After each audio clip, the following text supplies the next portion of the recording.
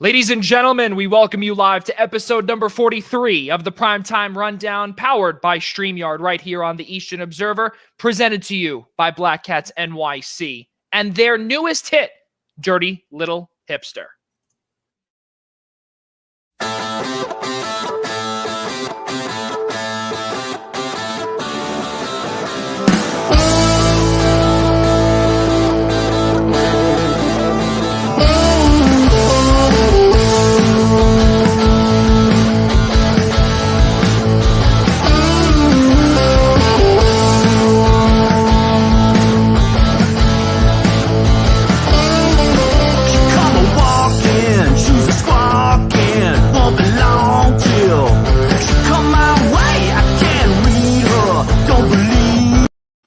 Ladies and gentlemen, we welcome you back to episode 43 of the Primetime Rundown right here on the Eastern Observer, presented to you by Black Cats NYC.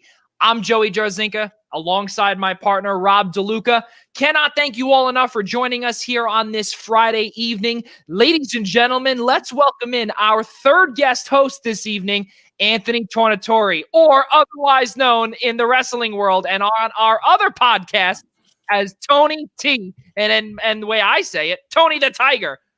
Anthony Tornatore, how are you, buddy? Joe, how's it going? It's great to be here. I haven't talked sports on a live show in God knows how long, probably since pre-pandemic. That's how long it's been, so it feels good to be back on. Really, really happy to have you on here, sir. It's been a fun few weeks. It's been a fun few days as well, and we are extremely blessed to announce here on the Primetime Rundown. It was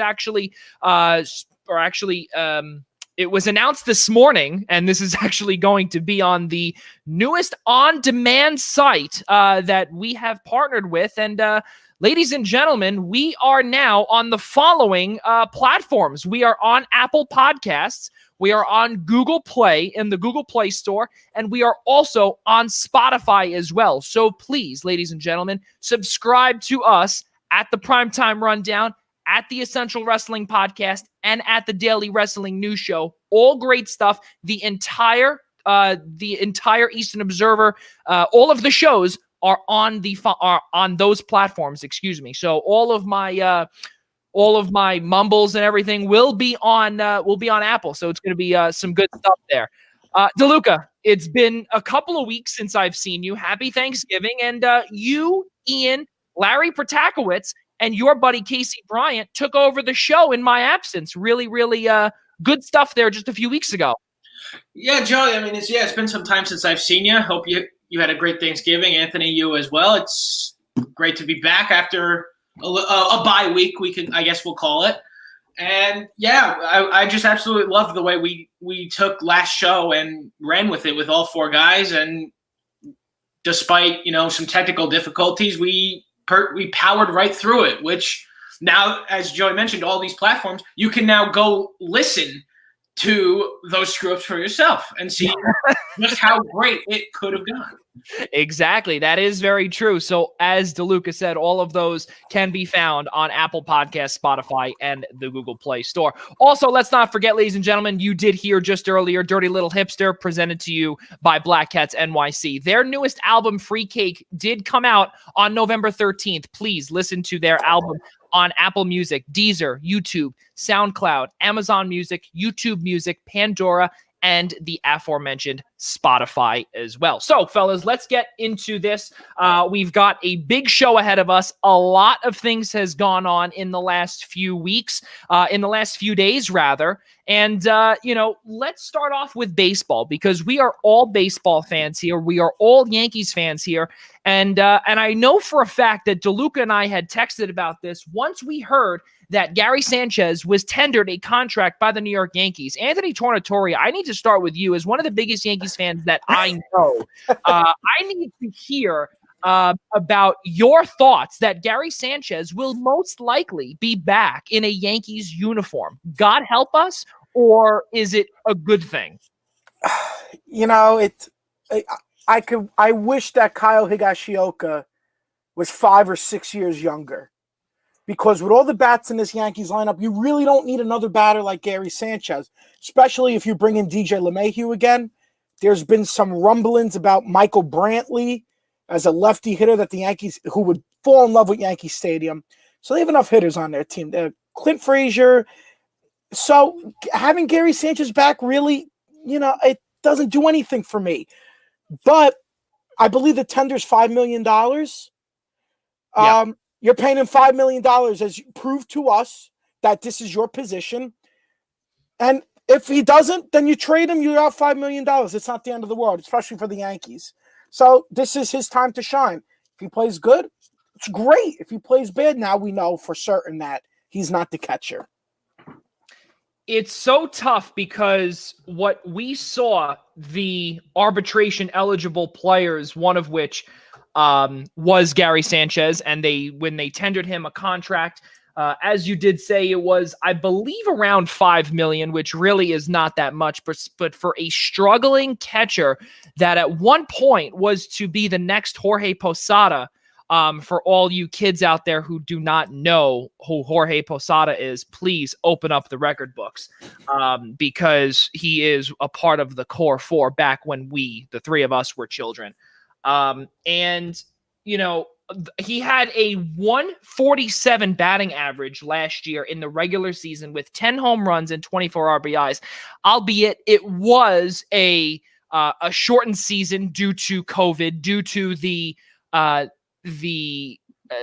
labor issues with the CBA or with the Players Association and the designated hitter becoming a mainstay in the National League. So maybe he needed a change of scenery. And you know what? As Tornatore did say, $5 million, not really going to break the bank. But with the New York Mets now under new ownership, there's a lot of, competition now for some people. Rob DeLuca, I want to know your thoughts about the Yankees tendering this contract. And I want to say it could be a little up in the air, question marks per se. Yeah, I mean, look, this contract is fine. I mean, it's only $5 million right now. So, like Anthony said, it's pretty much a prove it deal. And if it doesn't work, it doesn't work. And a little pocket change is lost for the Yankees, which again does not mean a whole lot. And I do think that, as Anthony also mentioned, with Higashioka not being as young as we would like him to be, we got to stick with some youth, and that's where Gary Sanchez comes into play. He's not that old yet, and he's also got the best arm from behind the plate on that roster. There's no question about that.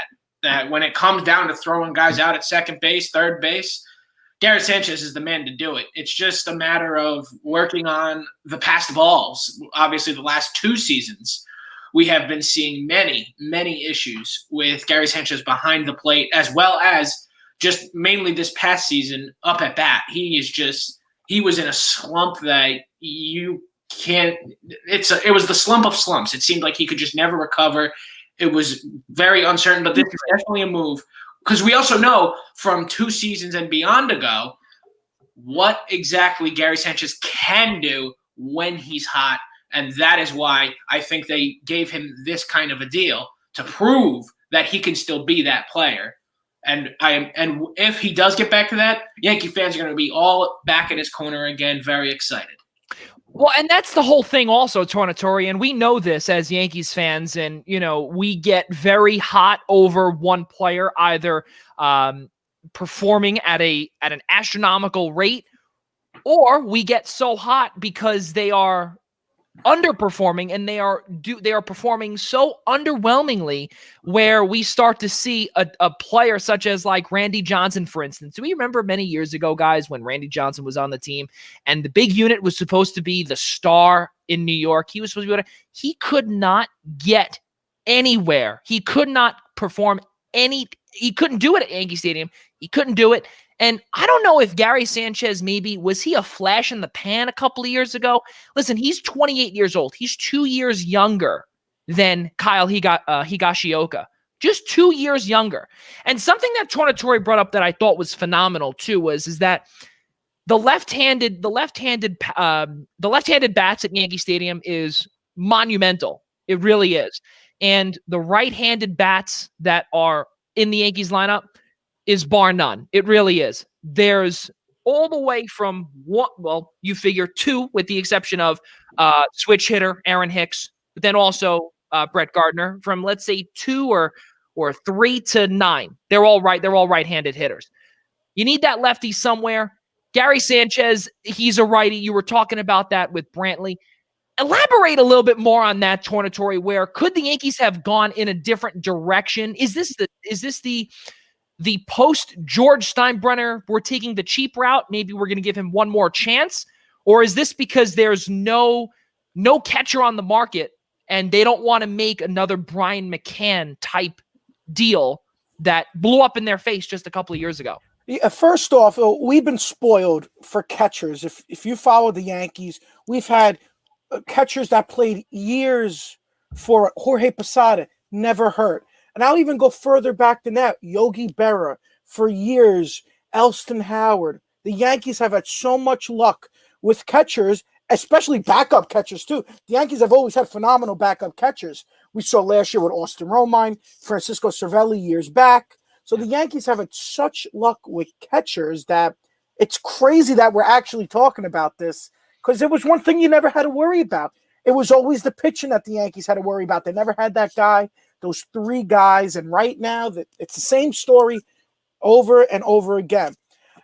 And we heard the Yankees say earlier this year that they're going to be penny pinching.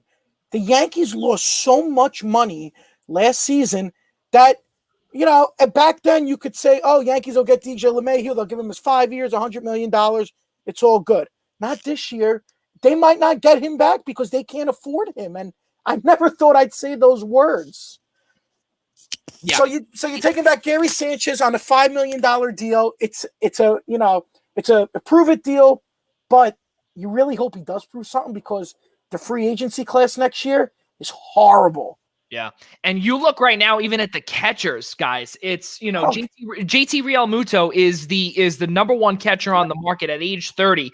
And again, it seems to be like 30 is that magic number where you start to really turn away. And just like, again, we brought up the aforementioned Brian McCann, where that contract, if I'm not mistaken, guys, was given when he was either 30 or 31 years old, coming from the Braves. And that deal, again, blew up in their face because of the emergence of Gary Sanchez. Now we're looking beyond Sanchez, where in the playoffs, he was not the starter. And no one would ever think that, which really is crazy. And you also now hear rumblings of the potential that James McCann could be trying to find a 4 to 5 year deal at age 31 years old. I mean, you have to stay away from that. And exactly right. Austin Romine, 32 years old now. Mike Zunino, 30 years old. He had a fantastic postseason last year. Eric Kratz, can't believe it, 41 years old already. Matt Wieters, 35. Sandy Leon, 32. Wellington Castillo, 34. He had a couple of years in Chicago on the north side. It's really – Jason Castro, 34 years old. A lot of these players are beyond past their prime. And you know what? I do have to agree with Tornatore there. It might be the best route to go down, because there's really not many catchers available that are – I don't want to say that they're – I would say cheap, but you might have no choice but to go with this guy and just say, we'll try one more year, DeLuca. Yeah, I mean, look, there is a lot. There's not a lot. And the penny pinching. And I don't mean to interrupt, but also the Phillies a couple of days ago came out and said they lost $2 billion. I don't know how true that number is. I don't know how to believe that. But $2 billion from the pandemic. $2 billion. And they were unable to afford JT Realmuto. Yeah, I don't know if that's the case. I'm a little shocked by that. I don't know how true that is. It seems a little crazy, even for a pandemic year. That seems a little crazy. But nonetheless, that's right. They can't afford Realmuto now, and that more than likely means the Mets could easily swoop in, because that's been their number 1 target since 2 years ago, to try and get on the Mets roster. And after that, it's pretty slim pickings in terms of catchers. So it makes sense that the Yankees went this route. And it's good that they were able to get him cheap, because they definitely have a lot more work to do to figure out how to get DJ LeMahieu to waiver from 5 years, because that appears to be the issue as opposed to the money. The money doesn't seem to be as much of an issue as the term. Yeah. In my personal opinion, I say, look, that's something you worry about in 3 years. Put in an opt-out clause or something after 3 years, and let it be that you need to pay, because DJ LeMahieu's been the best player on this team since he got here. Yeah. And you cannot afford to let him go. It's not even a question at this point. He's been the best player in all of baseball. Yeah. And that too. It's crazy how we're sitting here talking about teams like the Yankees and the Phillies, penny pinchers. Don't forget, the Phillies, they're paying Bryce Harper a lot of money. They were on that back end of that, I believe, that Arrieta deal. It was a 2-year deal for like $60 million. That's a lot of money for a pitcher that didn't perform that you thought the way he was. So I could see how they can afford Realmuto. But I was looking into the free agency class of next year. The best catcher is going to be Buster Posey. He's going to be 36 years old. The youngest catcher is going to be John Ryan Murphy at 31. So this guy has to do something. All the other guys, the Salvador Perez, 33. And we know how, 15 years ago, 33 was like, oh, we'll give him a 5-year deal. Don't worry about it. Now, 33, it's 1 year, 2-year deal, 3 at most. So they really have to figure this out. Now, maybe open the bank up for Realmuto or at least James McCann. Do not let the Mets get both of them, because that's what Steve Cohen wants to do. He wants as many people as he could get. And I think it's going to be an issue with the owners and him. He can get them. That's the biggest issue. He can get them. Yeah, and he's also, don't forget, he's also worth nearly $14 billion. He's worth $14 billion. So that's right. What do you do with that money? Yeah. I wouldn't know what to spend it on. Yeah. Spend it on players, apparently. That's it. $14 billion, really, really good stuff. But we'll have to see what the deal is moving forward with these catchers, because now we talk about those lefty batters, guys. And exactly what Tornatore had spoke about earlier with looking after Michael Brantley, possibly. Why not go after the non-tendered Kyle Schwarber? How about that, guys? He was not tendered a contract by the Chicago Cubs. Well, wouldn't he fit at Yankee Stadium? Wouldn't he fit? And not only that, I don't know. Maybe we can put him in, let's say, left field. Who knows what Brett Gardner is going to do? I don't know. Maybe he can be a backup. Maybe he could be a designated hitter. He could be someone that comes off the bench. Ever since his injury a couple of seasons ago, fellas, Schwarber has not been the same. DeLuca, does Schwarber gain any momentum if he were to come to New York? Does he maybe feel the contract? Does he wait till... Does the teams wait until February to speak to him? What happens? It's like this. It comes down to whether or not he can get back to what he was. Because you are correct. He's not what he used to be. It was very clear from this past season. But then again, I firmly believe nobody should be judged based on this past season. This 60-game season should not be reflective on anybody's potential whatsoever. And it also comes down to, yes, a lot of players do benefit from playing in Yankee Stadium, the short porch, and just, when you're not trying to hit for power, this is the place to play. And obviously, with it being the Yankees are a suitor for everybody ever, just because that is what happens when you have such a big payroll. You don't have to worry about money, but obviously we have already discussed that they are going to be penny pinching, but that doesn't mean they won't necessarily be in the running, just because sometimes you have to open up the wallet a little bit. And so that's what we're going to look at. You're going to see teams like the Yankees and Mets with these big payrolls. Well, now the Mets, and that'll be that they're just going to be in on everybody. They're going to be contenders to get every single person that is out there. Yeah. Does that mean that'll happen? No, not necessarily. I don't personally see Schwarber coming to the Yankees, but it can't be ruled out 100% either. Yeah, and something I want to just bring up here right before we get to Anthony Tornatore, SiriusXM host Lenny Melnick is commenting with us, and we really do appreciate that.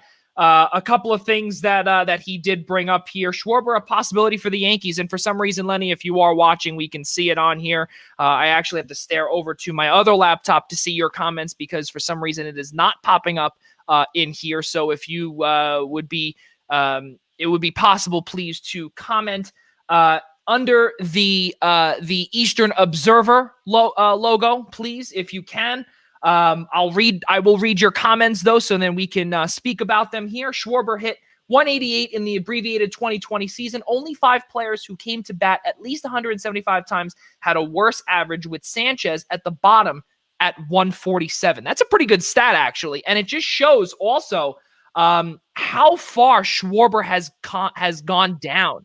It's crazy. Tornatore, would you like to elaborate on that and the possibility of maybe the New York Yankees as a spot for Schwarber to re-energize his career? For the next 8 years, the designated hitter is going to be Giancarlo Stanton. Healthy. He will be your DH. And the Yankees have reinvigorated Clint Frazier. He looks like he wants to play now. He almost won a Gold Glove after a year ago. We were saying this is the worst defensive guy we've ever seen. He's gotten so much better. Center field, I know Aaron Hicks is hurt a lot. Estevan Florial's on his way up. I know we saw him a couple of games in the season, and he was outmatched, but he's a young kid. He was in single A. And your right fielder is Aaron Judge, whether people want to know it or not. What a lot of people don't know is Kyle Schwarber's original position as a catcher. And I think it's early I don't know if it's early enough in his career. He's going to be 28 in March to maybe try it out.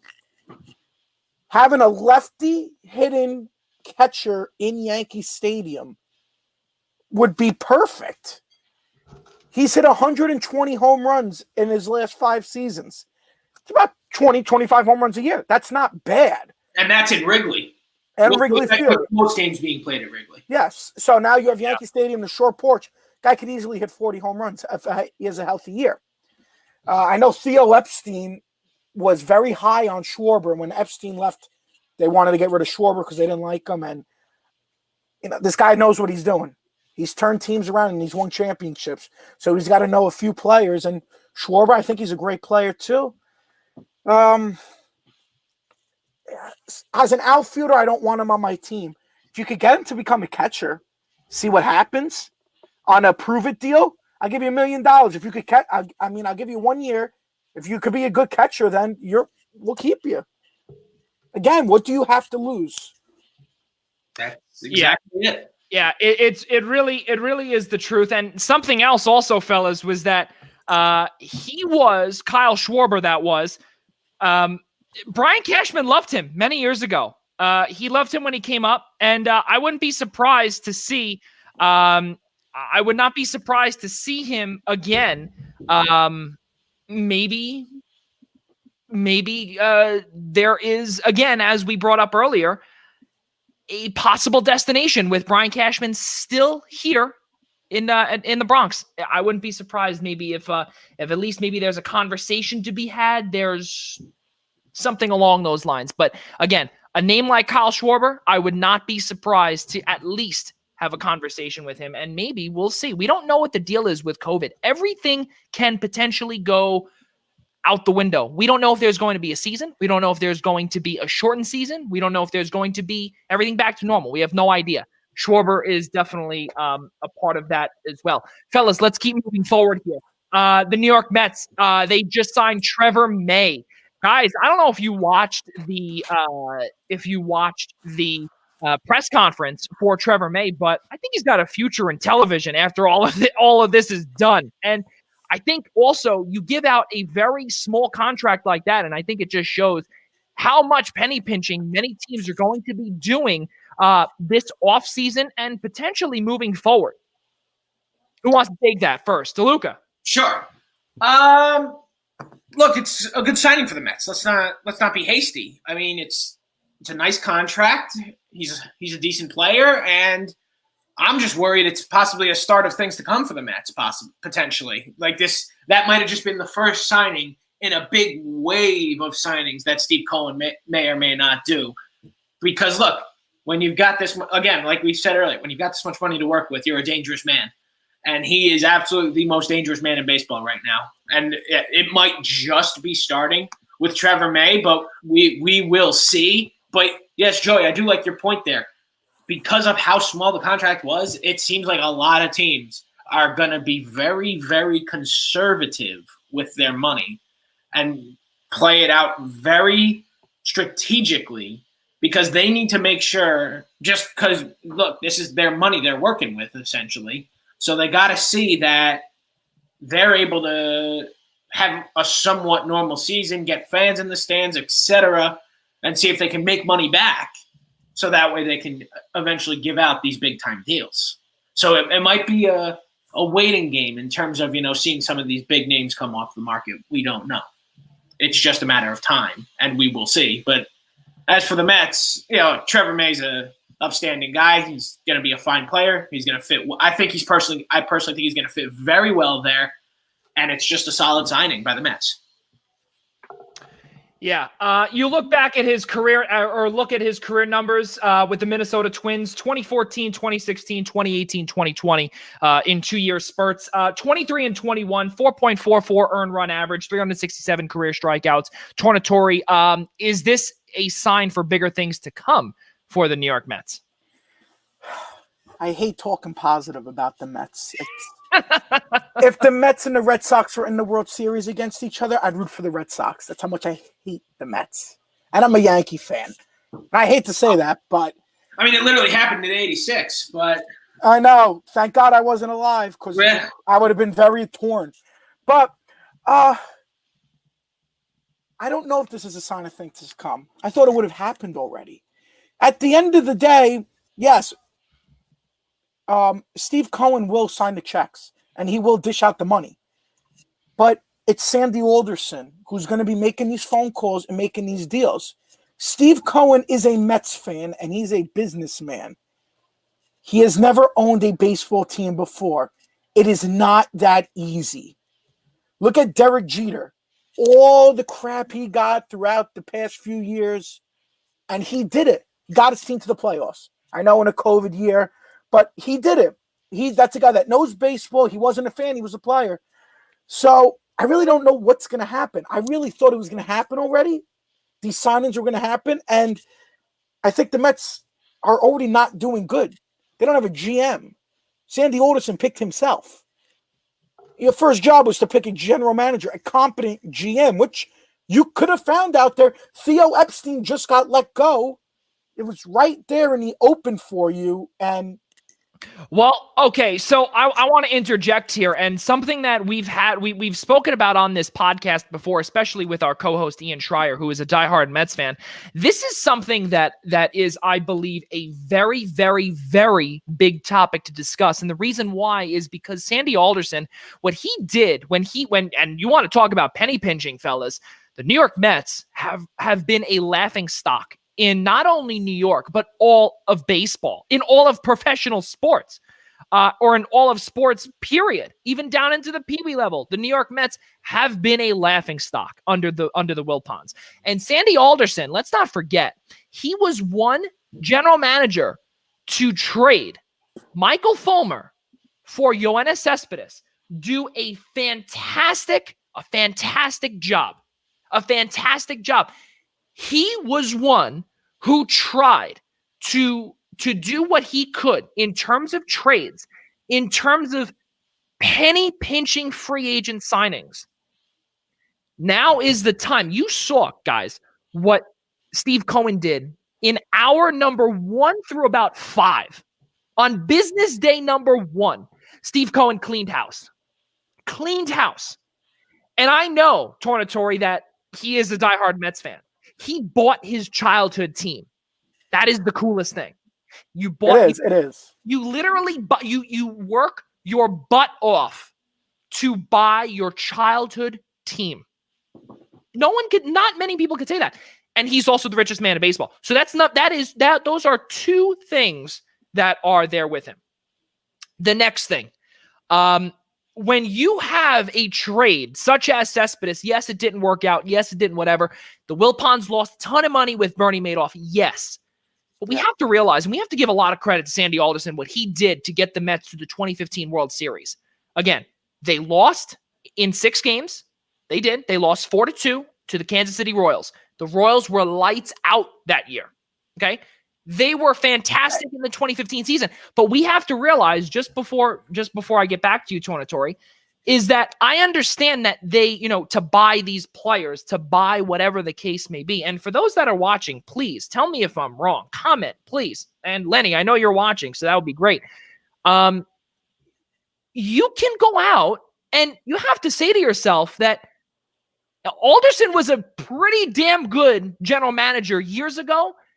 And I think the only transition problem that he could have now, okay, maybe he might strike out on a few free agent signings now because the checkbook is wide open. But in terms of trades, I think he made his mark there. He did fantastic with basically working with nothing. Yeah. And now I think, and one more point, 20. Yeah. I think, and that's Justin Turner, yeah, okay, he traded him, but guess what? He's now in was in Los Angeles. Not going to see him back there, we don't think. And that's what Lenny did right on the comments was about Justin Turner. But we have to look back seriously in how they got to the 2015 World Series. You traded away a few guys. You also, if I'm not mistaken, again, fellas, correct me if I'm wrong, but he was I think he was the general manager that coordinated that R.A. Dickey trade as well. Well, Dickey won the Cy Young in what year again? 2010? No, 2014, I believe. Okay, yeah, then that was his trade because Sandy Alderson came in 2010. Yeah. After Omar Minaya left. And, I give a lot of props to Omar Minaya. He dealt with this team in the middle of a Ponzi scheme. That's not easy to do after his owners got caught in a Ponzi scheme and that he had no money. Sandy Alderson, he did do a good job. But through this decade, it's been the same story. Besides 1 year in 2015, it's been the same thing. They start off red hot, trade deadline comes, and then they fall apart in the second. I mean, they start off hot, they go slow, trade deadline, nothing happens, and then the cycle repeats itself. Right.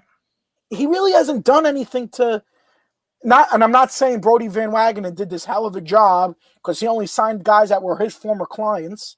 And he made one of the worst trades in baseball history.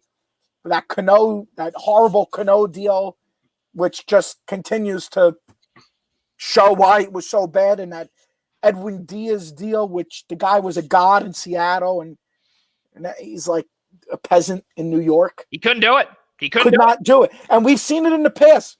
People can't perform in New York. We saw it with Sonny Gray. We saw it with A.J. Burnett. Yep. And that's just the Yankees. Travis d'Arnaud as well. Yes. Travis d'Arnaud. It could go on. The pressure it's something in the water in New York or something. They cannot perform here. Well, and this is something also that I think all three of us who work in the media know that New York media is literally they're hawks. They're a bunch of savages. A literal bunch of savages. Yeah, and you know what? And no pun intended for the Yankees and everything like that with savages. But in all seriousness, it is just it's crazy. It really is crazy for sure. DeLuca, I want to talk about. I want to finish this Mets topic with you, and I want to see your thought about Trevor May, and also if those are big things to come. Yeah, look, like I said, I think it's a decent signing for the Mets. So I think he'll fit very nicely there.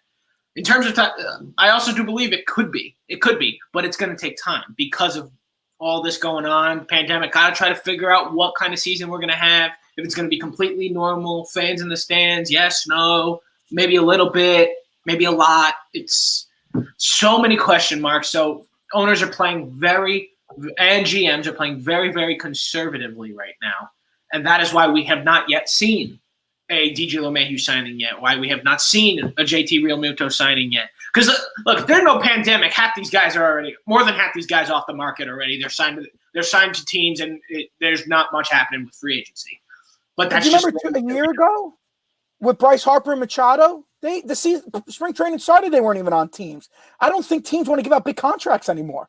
Well, there's that too. It's just a matter because they don't pan out. It's a waste of look at Stanton. how much can you really commit to one person, and that's where the Yankees hesitate with LeMahieu because of the term, the money. Like I said, the money is not the issue; it is the term. They do. But not would you give? They don't want to give 5 years to a 32-year-old player.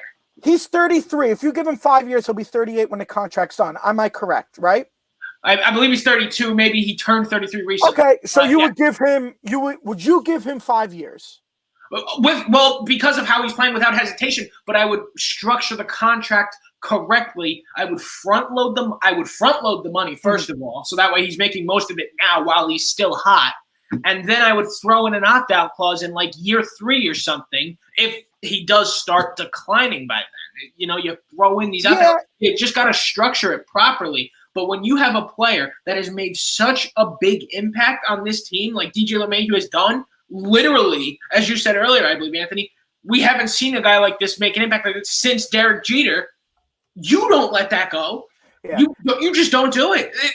And you know what? Really had that with Derek Jeter happened 10 years ago. It was nearly devastating. That's 100% right. So if you give him 5 years at 32, 33, he'll be 38 by the end of the season. Then you see somebody like Aaron Judge. Do you give him 10 years when he turns 28? Or do you hesitate? They don't want to give out these big contracts. People get hurt, and by the time they're 34, 35, they're done. That's why Aaron Judge hasn't that big contract yet because of his injuries. If he didn't get hurt at the first, he may already be on a big contract. Fellas, we also saw Alex Rodriguez. If I'm not mistaken, he signed that 10-year deal at age 27. Yeah. Okay. Oh, my God. Okay. That was there. But then also, let's not forget. I mean, at least we got 7 good years out of it. I mean, roughly. And then also you trade for Giancarlo Stanton, who has 10 years to go. Good Lord. You figure you learned your lesson the first time. And he's not opting out. He will not opt out. Would you opt out? Would you say no to exactly? Would you say no to that money? Hell no. You do nothing. Not only would you say no to that money, but also, guys, we completely come full circle in our conversation because of COVID, because of the uncertainty of money. Are you really going to be getting that much money in this brand new decade and brand new state of, a pandemic? Absolutely not. The only time that happens is if you're generational. Mike Trout, he's a generation player. He deserves it. Just to go to another sport, Patrick Mahomes deserves it. Yeah. And those guys are never hurt. They don't miss games. They don't complain if they stub their toe or if their hamstring hurts them. These guys, if they jam their thumb, they're out for 3 months. Yeah. It's a rare find to find Iron Men these days. Like, I don't know where your football allegiance lies. Just make an example. I'm a Giants fan, so I was spoiled by Eli Manning, literally never missing a game. Never missing a game. I know. Now started for 15 years straight after Kurt Warner was benched. Never missed a start. That game against the Raiders in 2015 did not happen because Ben McAdoo doesn't exist. Not a real person. Ben McAdoo. The point there is Iron Men are rare finds these days. As you said, someone jams their thumb, they're out for a month and a half. It's pretty sad to see. I don't want to go too far off topic, but they're rare finds these days, and if you get one, keep it. And really, again, to complete our topic here, we don't want to get way off topic, but basically what it came down to was Trevor May the beginning of something big? And to answer that question, finally, fellas, is that yes, and in my opinion, it is. Something here also to go back to what's his face? To Sandy Alderson. Lenny Melnick did write down Zach Wheeler got nothing. Well, you know what? I got to tell you, Lenny, that is the truth. But you know what? Now, that was Brody Van Wagenen, who unfortunately had to let him go because the Wilpons were still in charge. And really, he was the one that got that trade. He was the one that got him to New York. Great job sending Carlos Beltran, who had a fantastic season in 2014, I believe, 2014 or 14 or 13. And Lenny, if you're watching, correct me if I'm wrong. I see your comments popping up on my other screen here. I'd love to pop them up on here, but it's okay. We'll feed them into here. But I believe it was 2013, 2014 in that range. And again, Alderson did a fantastic job. That's why he's back. And as a Mets fan, Steve Cohen, he knows exactly what he wants as a fan, and it's going to take time. I do not disagree with Tornatore on that. It's going to take time with that transition, because I said this also. It's not, this is a process that will take years, not one season, years. You have to make sure that you have to lay that foundation and you have to build your way up. And that's the cool thing, is that this is now Steve Cohen's baby for the rest of his life and most likely our life as well. So really cool stuff there. Fellas, let's keep moving forward here on the Primetime Rundown. Something that I forgot to bring up in our little introduction with Anthony Tornatore. How dare I? Because you know what?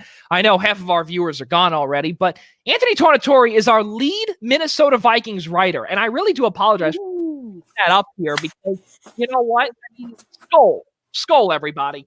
But really, like I said, great stuff there. The Staten Island Yankees, they officially ceased operation, guys. That hurts as Yankees fans. Yeah, they're suing the Yankees. It's so sad. Yeah, and it's really, it stinks. Per a couple of sources, also, guys. Thank you very much, Lenny. Good job, fellas. We appreciate that. I wish we could put that on the screen, but thank you very much for that, and we all thank you for joining us here. SiriusXM host Lenny Melnick has joined us here and commenting with us. Thank you. All right. So moving forward, guys, as we did say, Staten Island Yankees, per a couple of sources of mine, apparently Borough President James Otto has said that there is a couple of teams that could be vying to play at the currently vacant Richmond County Ballpark in the brand newly formed Atlantic League. I don't know how that's going to work, but going back on topic, the Staten Island Yankees are no longer. Our childhood single A team is no longer. Rookie A ball and summer ball is now gone, and now it's only in Brooklyn, and now it's gonna be full season. Imagine Coney Island in April. No, not me. I wouldn't want to be on that water in April. Staten Island Yankees, guys, pretty sad stuff. And exactly what Tornatore said, they're suing the New York Yankees. Empty promises. That's what they said. The Yankees kind of deserve that. So, and they're not. And I highly doubt the Staten Island Yankees they're going to win that. It's the New York Yankees. No, but doesn't mean the New York Yankees didn't deserve it. But if I did hear correctly, I know the Trenton Thunder, they're gone. Yeah, them too. Them too. And they're in Somerset. They're at to the Renegade. They went with the Renegades as opposed to the Thunder without telling the Thunder. Wasn't it flipped? I thought Staten Island Yankees went to the Renegades. They did. Oh, they did. Yeah. And then the Trenton Thunder went to the Somerset Patriots and Montclair. Correct. Yeah. See, that's good for me. It's easier to get to Dutchess than it is to get to Staten Island. So I can just go right up the highway and I'm there in 45 minutes. Exactly. And also in Dutchess, right off of that's another beautiful ballpark there as well. And also as we continue our partnership with the New York Pro Scouts Association as well, right outside of Dutchess County Ballpark is the Professional Baseball Scouts Foundation and their Wall of Fame as well. Many of those scouts are on that wall. Just outside of the first base dugout there. And let's not forget also, guys, that the Hudson Valley Renegades last year was the single A team, the summer league team for the Tampa Bay Rays just before that. And now, as you did say, Tornatore, Somerset is now the double A home of the New York Yankees. Really so crazy cool stuff, man. It really is. So it took way too long. I don't know if you ever been there in Montclair. Yogi Berra Museum is right there. I actually attended a camp there a long time ago with Bruce Beck and Iron Eagle, and the stadium is absolutely gorgeous. It's not huge. It's just so nice there. The college campus is great there. It's not that. It's closer than Trenton is, and I think they made a great choice going there. They really did. Yeah, Montclair, 10 minutes away. 10 minutes from my house. It's right. It's beautiful. Yep, I love it there. Yeah, I broadcast for their club hockey team. I love going there. I haven't been back since this all started. dying to see the renovations. But yeah. we will see. It's really a shame with the Staten Island Yankees because and you know what? It really is one of the best ballparks, and the views. I've gone there for Wagner College baseball. I've done some work over there, and I have never seen a Staten Island Yankees game before in my life. I never have. Exactly. That's I never have. 100. Same thing here. Yeah, and my family's from Staten Island. Never seen a game. It's just way over there, though. Yeah, it's just tough. Yeah, it is. And again, the facility is fantastic, but it's just out of the it's out of the way. It's very out of the way, and it's also $20 to get over the Verrazano. So that's really that's on a non-windy day. Exactly. Oh, get us started with that one. I'm sure we all saw that video. I didn't believe it. Well, what we got to realize, fellas, is that a suspension bridge is supposed to be moving that way, God forbid, of any high winds. And we saw it happening right before our very eyes. They could have told us that before we drove over it. Well, now you know. Now you know. Now I know never to go over it. The Professional Baseball Scouts Foundation has ceased operation as well, ladies and gentlemen. And for those that are watching that know, special assistant to Chicago White Sox owner Jerry Reinsdorf, his name is Dennis Gilbert. He was an agent, or is an agent, rather. Well, he was an agent. He's still on this earth, obviously. But he was an agent. And let's not forget, his most valuable signing was, or his most valuable client, if you will, was Bobby Bonilla. And he was the agent who I know very well. Great man as well. He was the one to coordinate the Bobby Bonilla deal, the one that lasted all the way to 2035. So Dennis Gilbert is that man to do that.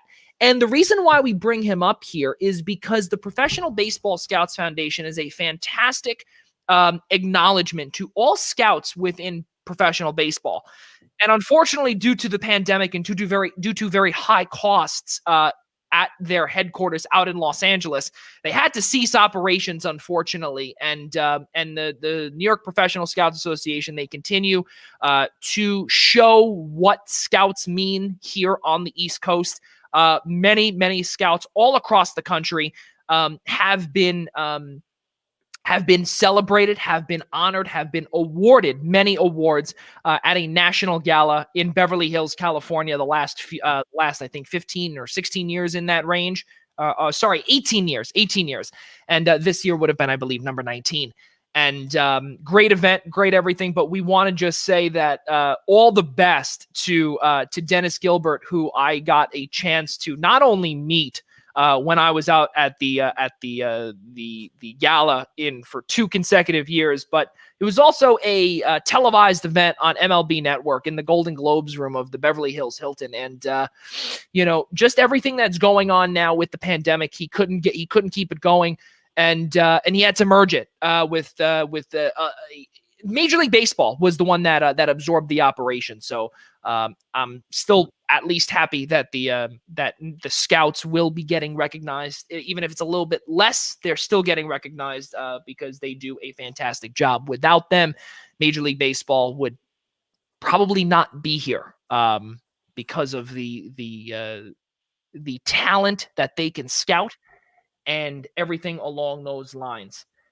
Fellas, let's keep it going, and let's get into, before we get into the biggest topic, which is Wednesday afternoon football, I want to go into college basketball. And this is a big topic, and the reason why is because, as we did say in pre-production, with Anthony Tornatore, who is our lead Minnesota Vikings writer for the Eastern Observer, he is also a St. John's alum, as am I. DeLuca is a St. John's diehard fan. So I think now he can get a little bit of sense of comfort when the three of us can talk about St. John's basketball.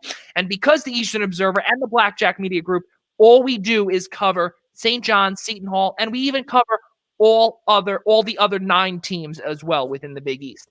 Guys, a couple of comments that we did get earlier on the show. We can't show the first comment due to the fact that it was actually asked to us outside of this group here. So we'll ask this from Patrick Hepper. So if you're watching, Patrick, thank you very much for asking this question. He lives in Prescott, Arizona. And it seems as if he is a Johnny's fan. So really cool stuff all the way across in the desert. I want to ask this to the two of you guys. What do you feel are the biggest challenges entering Big East play? Well, I want to start this one off with Rob DeLuca. And we've been covering St. John's basketball for a long time. You've been a diehard fan for most of your life. And to Patrick's point, what do you see as the biggest challenge for Mike Anderson and for the St. John's Red Storm? Well, it's the same problem they've had for a couple years now since the departure of Tariq Owens, and that is size. Today they got some great news. They have picked up a big man after what feels like a long 3 years of not having a big man. It just felt like a very long and torturous time, but I don't want to butcher his name on air, so I'm not going to try, but well, join the club. yeah. But yes, St. John's did get a Texas Tech big man to enroll mid-season. They are working on getting a waiver to get him eligible immediately, and I think that is absolutely huge before we start Big East play, because having a big man is so important in the Big East, especially after what we saw the other night against BYU on Wednesday, where I can't remember his first name, so off the top of my head. Arms, yes. Transfer from Purdue, 7'3", ran all over us. So I think it's very important, because size does matter in the Big East. Such a competitive conference, and now with UConn back, it just got that much harder.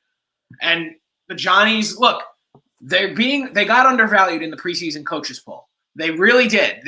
I believe the consensus was 9th place out of 11 for St. John's, was it? Or was it 7th place? For St. John's in the preseason coaches poll? Correct. 9th. 9th, that's right. Yeah, so I feel that's a very, very big undervalue of them, because this team is young. Look, I'm not saying they're going to be the top 3 superstar Big East team, not yet at least. But they are most certainly not going to be finishing 9th place this year. This young team, many of them are back. They are not losing anybody of vital importance from the starting 5 next season.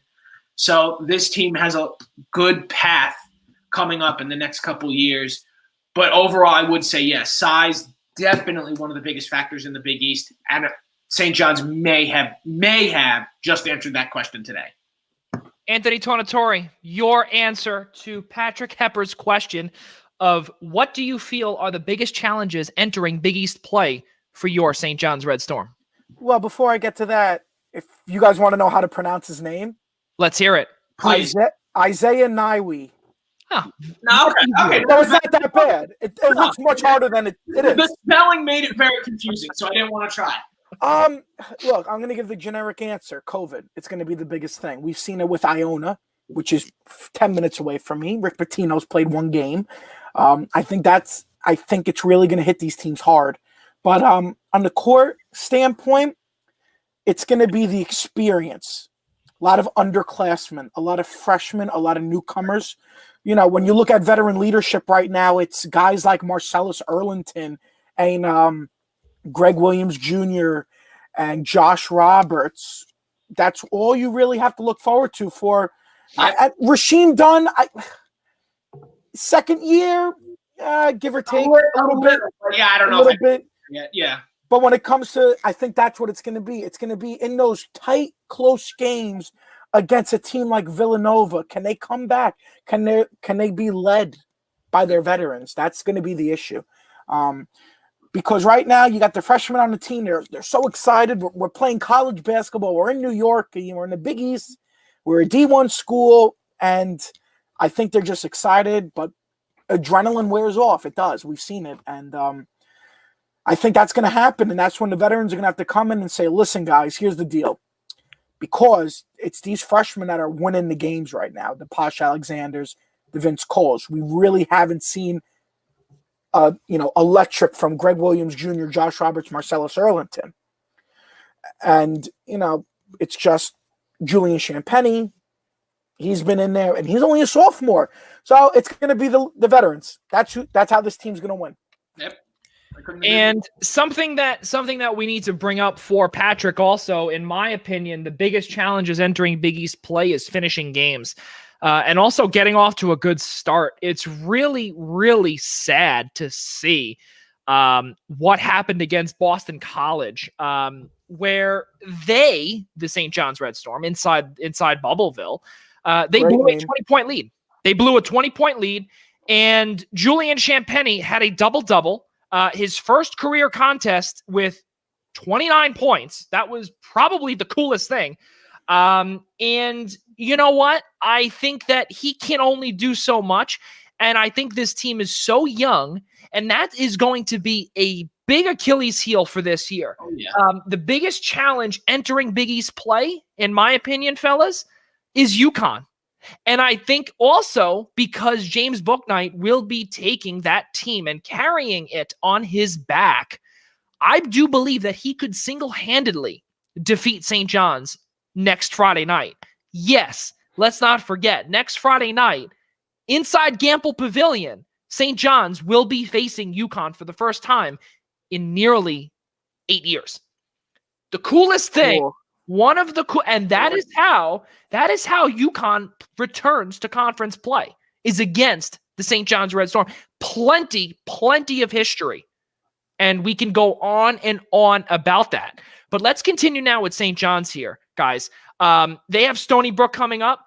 They also unofficially have Ryder coming up as well. Or actually, I'm sorry, no, officially they put that one. They did. So it is against Ryder on Tuesday.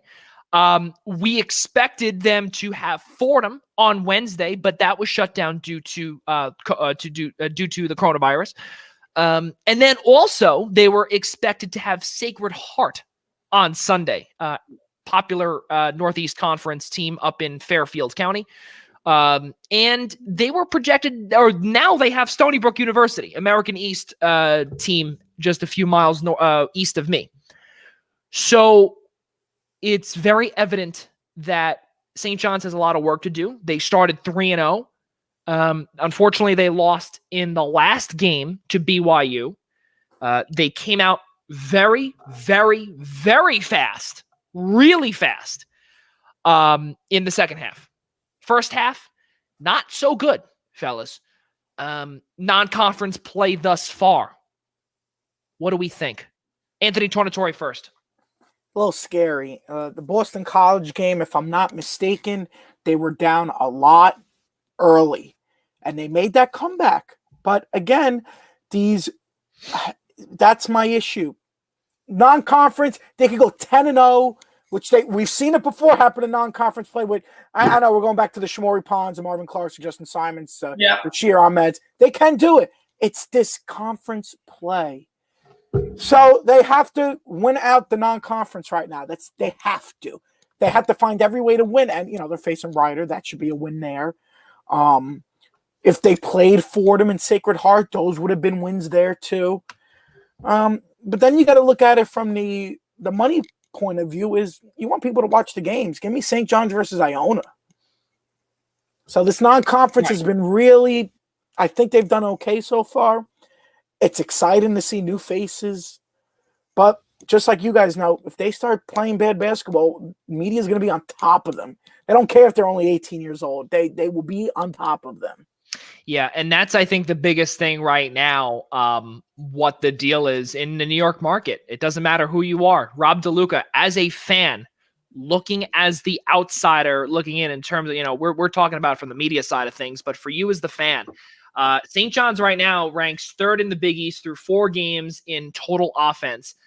They average 81 points a game, and on defense, they are ranked number 11, dead last in scoring defense. 77 points that they allow. That's a little bit of a problem there.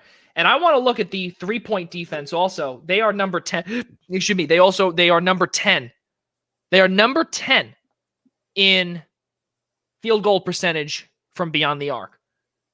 They give up 36% of their shots. Their opponent's shots, that is. DeLuca, your thoughts? Yeah, I think Anthony said it perfectly. They have to channel those Pons days, those old days there when the Chris Mullin era, when they could go undefeated in non-conference play, because essentially you're given that easy of a schedule where you should be doing that.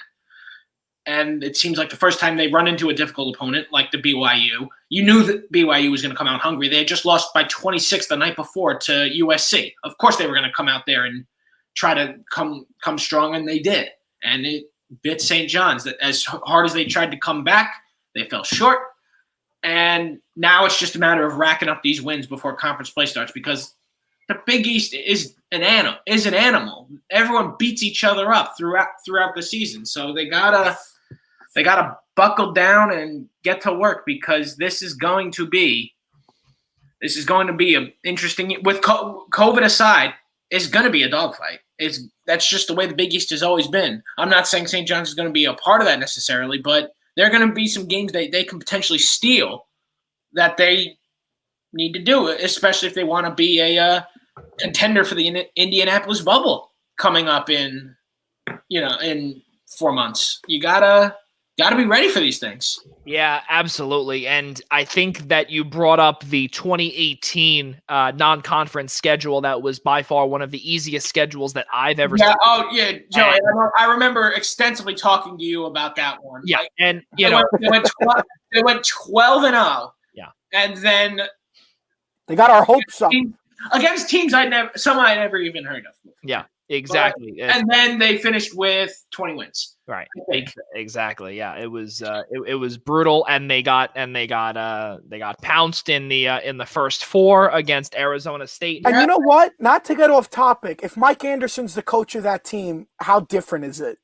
They might have won that game if he was. See, I don't know, and I'll tell you why, because I don't know if Shamori Pons would have messed with them. No, I don't know if Shamori Pons would really fit in Mike Anderson's system.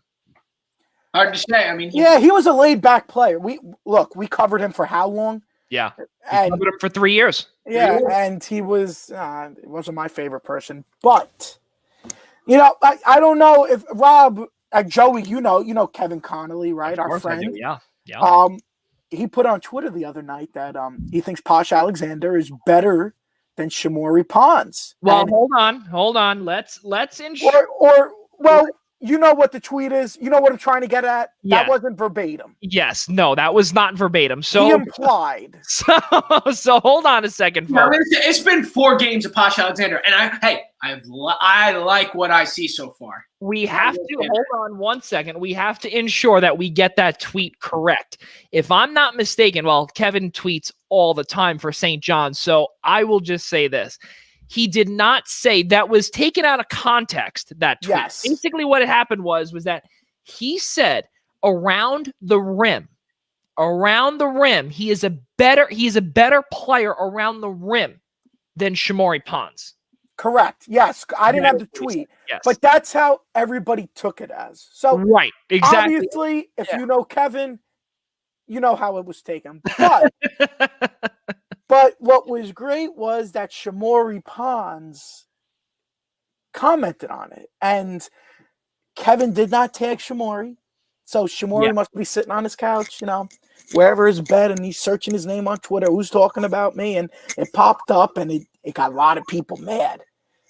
And it got me mad, too, because I started looking up information. I started comparing stats from Posh's first 2.5 games to Shamori's first 2.5 games, and the numbers are way different. They're 2 different players. Yeah. So I think it's fair to say that we do disagree with Kevin Connolly on that one. Oh, and he knows it. He knows I do. So now obviously with St. John's right now, they are 3-1. We look to the team across the pond, the other one across the river, not across the Atlantic Ocean, across the Hudson River, the Seton Hall Pirates. The reason why, and I know two St. John's alum usually don't really talk about the biggest rival in Seton Hall, but we do cover them here on the Eastern Observer. And what Seton Hall has done against Iona, well, they started off extremely poorly, and then also they started off even poorer, if that's even a word, to the Roadies, to University of Rhode Island, and they lost that game. And Sandro Mamukelashvili, all Big East preseason first team selection, was the one to take his team on his back, but it was not enough. With COVID going on right now at 1-2, fellas, we have to ask this question because Joe Nord is someone here that we do appreciate the question, by the way. Thank you. I also love the profile picture. I believe your two children. That is so cool that you. I know, not to get off topic. It's so cool that you just put that up on the screen. I was like, whoa! Yeah, technology, Joe. Yeah. Courtesy of StreamYard, we are able to put that up on the screen. But also for those that are listening via Apple Podcasts, Spotify, Google Play, we have to get used to that. We got to make sure that we are making sure that we do accompany our audience and make sure that we do. Are we live on all of those? We are not live. We are not live on those. I thought but, not. Yeah, right. But everyone can subscribe to that, and they will be able to hear this. It's great. Exactly. You must emphasize it's free. That's how you get more subscribers. College hoops question from Joe Nord. Why are the Pirates favored over a ranked Oregon team on the road tonight? So, I mean, you could allow my degenerate self to answer that question, being the New Jersey betting man that I am. Well, now before we get to that, something that I want to bring up here about that.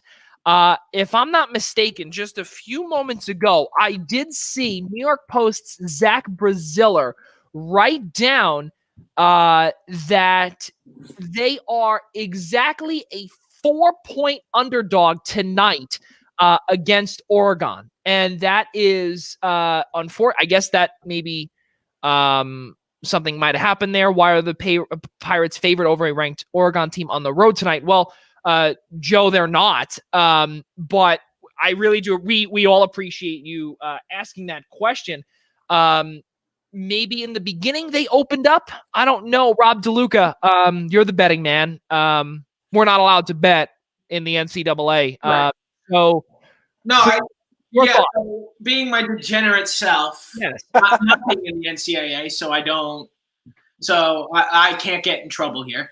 But I think it has a lot, especially with the line being only 4 against a 1-2 team at home, no less. It's got a lot to do with losing to Missouri the other night. Oregon just did not look right. I don't know what it was, but they were definitely not the team that they can be, and it's certainly not the team that the top 25 ranks them as. There's no doubt about that. So I think that's where the small line definitely comes into play, is just because of their performance against Missouri. Although Missouri was lights out, they just played incredible basketball against Oregon and got the victory. So I would say that to answer that question, if that's how the line actually opened up and Seton Hall was favored, that was more than likely why.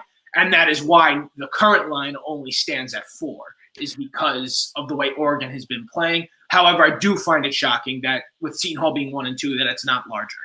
And also, before we get to Anthony Tornatore, let's not forget, it is a 4-point. They are a 4-point underdog now to Oregon. And I personally would like to say the reason for that, familiar face, LJ Figueroa enters the lineup against a very familiar foe in Seton Hall. Tornatore, take it away. So Seton Hall's +4 now, obviously. I don't think LJ Figueroa makes that much of a difference. It's his first game, not in St. John's, and we don't know how he's going to play with his teammates. And I sit here now, a team that's 0-1 should not be ranked. That's just my opinion. If you win, you should be ranked. But they're 0-1. Yeah, well, did the new ranking, maybe the new ranking didn't come out yet? I don't know. I had Oregon 21. The last I saw. Then maybe the new ranking period didn't come out yet. Yes. It probably didn't. I think week number two, fellas, they went down one spot. Okay. They are now 21. They started off the season at 20. So they lost the game and they went down a spot, which isn't horrible. But now they lost again, but then they lost again to Missouri. So we'll see where that ends up, regardless of tonight's game, where that ends up putting them. And actually, it's very funny because they went down one in week 2, but it looks as if that they did not play a game. When did they play Mizzou? It was a couple of days ago, right? It was last night or the night before. Okay, right. So then not long ago at all. Yeah. So then the AP poll when that came out December 1st. Which was Tuesday. So that will not be reflected just yet. And we'll see also what happens because let's not forget, Seton Hall is going to be coming out with a spark under them, with fire under them. Tornatore with Seton Hall, do we see anything that could resemble a team that has made the NCAA tournament for the last 6 consecutive seasons?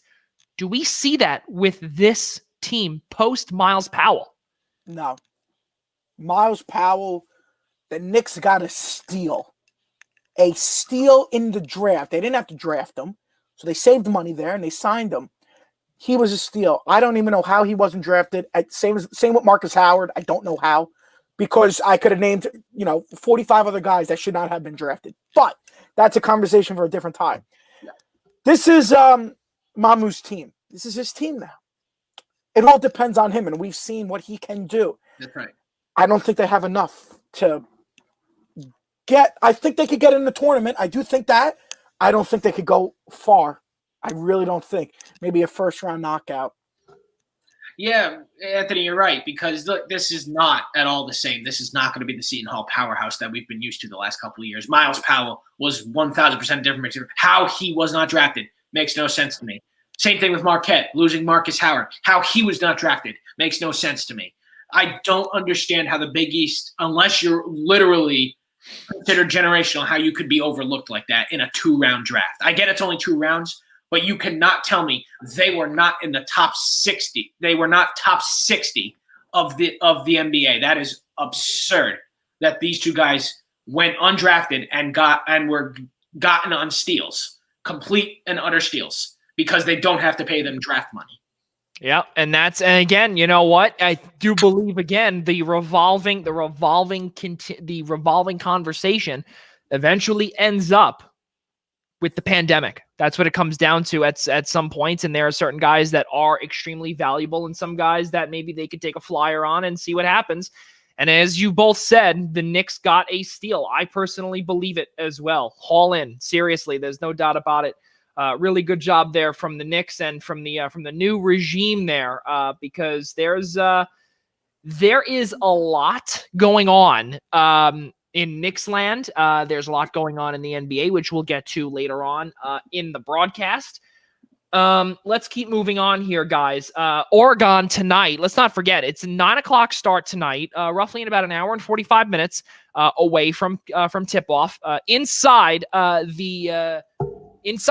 Omaha in Nebraska, the home of the fellow Big East Conference foes, Creighton Blue Jays. They're playing in their home tonight. That's the neutral site game, and that will come your way 9:00 Eastern time on FS1. We will have all the coverage here for you on Twitter and with a follow-up story as well.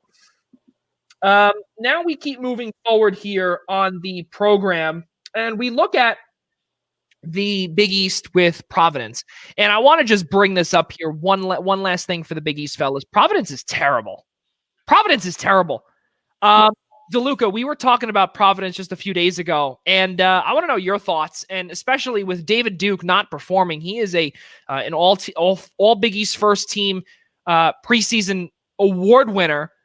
You would think that he really should be lighting it up. Just a tiny bit more than what we've seen. And also, Nate Watson can only do so much when he was also, I believe, 20 pounds heavier then, but he also had many injury hiccups last year. Yeah, they stink. I mean, this is how are they ranked? How did the preseason coaches poll have them third or fourth? It might have been. How do you have them up here? Where did you see that as possible? Yes, David Duke is underperforming, but this is underperforming like no one's ever seen.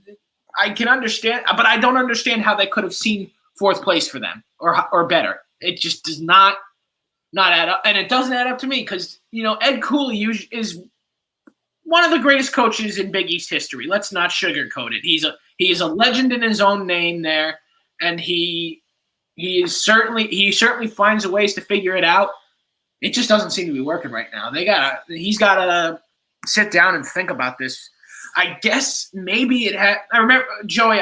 His name is escaping me, but he was on, I want to say, episode 38 when we discussed Providence basketball a little bit. Zimmer. That's right, Jake Zimmer. Yes. And NCAA Hoops Digest contributor for Providence and for that Brian. is right. His name escaped me, Jake. I apologize for that. But yeah, we discussed Providence with him intently, and it seemed I had asked him about Loyne Pipkins, who I did not realize at the time is now gone.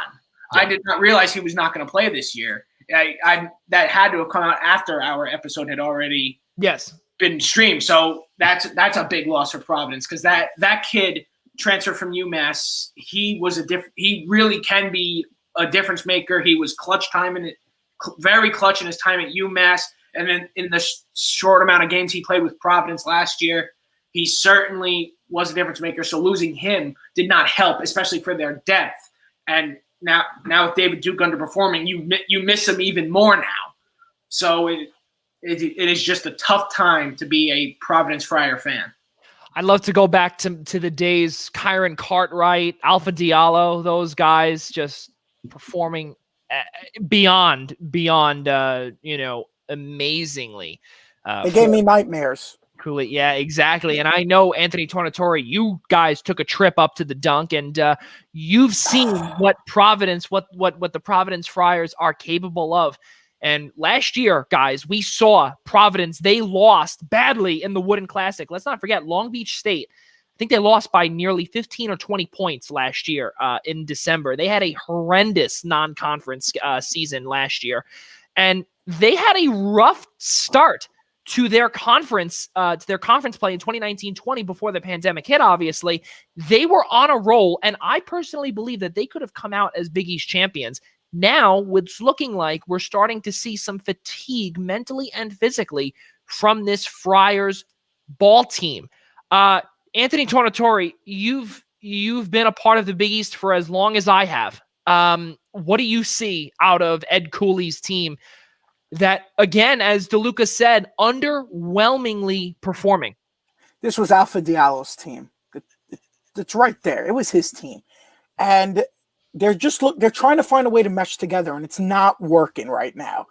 And I know Ed Cooley will figure it out. He always does. That's why he's one of the best. Once conference play starts rolling around and he sees teams that he's more familiar with, I think they're easily going to be one of the top teams in the Big East. Maybe not 3, but they'll be in maybe 6, 7 the lowest, which I know is not as high, but it's high for the way they're playing right now. I think they're going to find a way to pick it up and start getting on a roll. Yeah, I mean, again, they in their preseason or in their non-conference schedule thus far, they've played Davidson, they've played Fairfield, and right now they're 2-2. They're really not looking too hot. And in 2 of those games that we just mentioned against Davidson and against Fairfield, they had a season low in assists, conference low in assists. They had a total of 0 assists in the entire game against Davidson. How do you do that? How's that possible?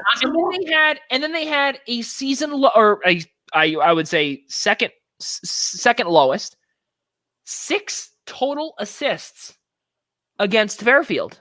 against the MAC. That explains it. How do you can't do this without passing the ball. What are they doing? One guy's bringing it down the court, and that's it? And against Fairfield, they also shot and they also converted a season low. And even though we are in a very young season, 2 for 15 from beyond the arc. Yeah, you can't do that either. You are chucking. And they also played Indiana. They also lost to Indiana. We spoke about that as well. The Hoosiers. So let's keep moving forward, fellas. The Big East, they continue to be on our radar as always because the Big East is forever our home. We will continue to cover them. St. John's, Seton Hall. Seton Hall tonight, 9 o'clock Eastern time on FS1 against Oregon.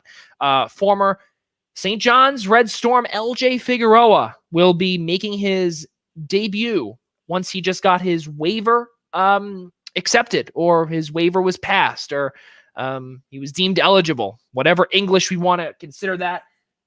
He will be on the floor tonight in Omaha against Seton Hall. Let's see what he's got. Exactly. Going to be crazy. So now let's get to football, ladies and gentlemen. Again, for all of those that are just joining us here on the Primetime Rundown, presented to you by Black Cats NYC right here on the Eastern Observer. I'm Joey Jarzynka alongside my guy Rob DeLuca and Anthony Tornatore, our lead writer for the Minnesota Vikings on the Eastern Observer. And also, we'll have a little partnership talk later on, but Anthony Tornatore is here to stay with us, ladies and gentlemen. Really good stuff. We cannot thank you enough for joining us here tonight on this Friday evening, 7:21 Eastern time. Also, for those that are just tuning in now, we did come up with a little bit of an announcement earlier this morning that we did reiterate or at the top of the show, which was that our new on-demand home is on Apple Podcasts, Spotify, and the Google Play Store. So please subscribe to the Primetime Rundown. Really, really good stuff on all of the platforms that everyone uses. Really great things to come for us here on the Eastern Observer. Guys, NFL, Wednesday afternoon football, the weirdest thing. Trace McSorley gave me a 1-point victory. I think it was 1 point, or was it less than a point, DeLuca? I think it was about less than a point. You didn't start him as your quarterback. I did not. Okay. But I had Justin Tucker as my kicker. Oh, yeah. That's right. He had 2 points. I had Justin Tucker as my kicker, and I was down. You ready for this? I was down. I think it was like 1.2. I think it was like 1.2 or something like that. Yeah. And those 2 points, I won by 0.3 something, right? I think it was like 0.3 or 0.4. It was ridiculous. It was ridiculous. You were 0.33 behind, sweating out, waiting for another point to happen. Yeah. Really. I feel bad for the guy you played. Yes. Well, you know what? It was very funny because in our group message, we actually discussed, or someone actually said, "Congratulations, Kelly, you won, and now I'm in the playoffs." Not me, but that person, right? And it was the all-time hex. It really was, because now that kid that said I'm in the playoffs, I now have to lose and he has to win. So all I need to do is win, and I'm playing a terrible team this upcoming. That's a hex on my level. Right, exactly. Are you playing Rob? That is no. This is a high school league that I'm a part of.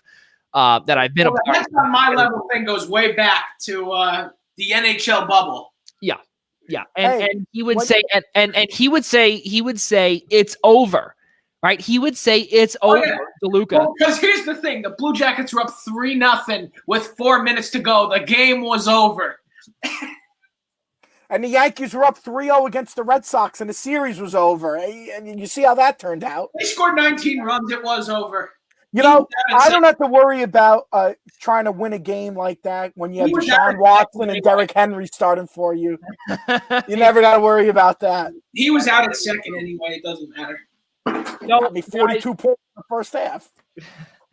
So Trace McSorley comes through, guys, on a Wednesday afternoon in Heinz Field. 19-14 is the final score in favor of the Pittsburgh Steelers. They clinch the AFC North. Really, really crazy. That doesn't say much. They had an easy schedule. They are 11-0, and RG3 started the game. He had a massive hamstring pull on a little bit of a QB rush. I saw that, Joey. I saw that and said it's over. Yes, you did say that. But guess what? You then placed the hex. So thank you very much for doing that.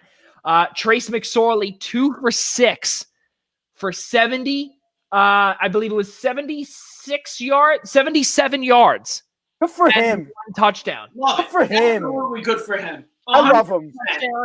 And this is, fellas, the Steelers have swept the Ravens for the 6th time in franchise history, the 3rd time in the Mike Tomlin era, and the 1st time since 2017. Any Ravens or Steelers fans out there that would like to chime in, please do. We would love to hear some of your comments and join the conversation, because now we're going to get into this.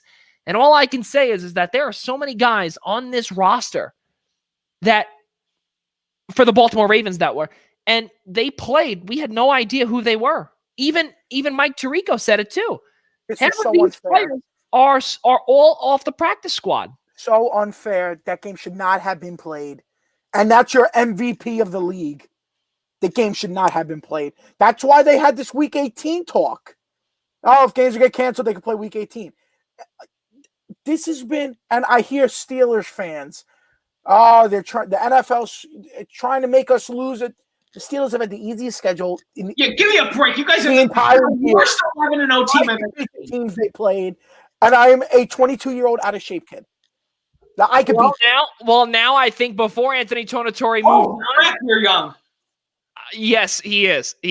Well, before we continue with Anthony Tornatore, we want to continue with our segment of What Grinds My Gears. And clearly, Anthony Tornatore, his grinds are being geared right now. So, Anthony Tornatore, what grinds your gears about this Wednesday afternoon contest?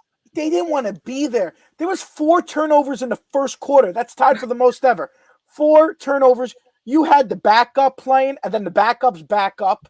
You didn't have the MVP playing. Your number 1 receiver was Des Bryant.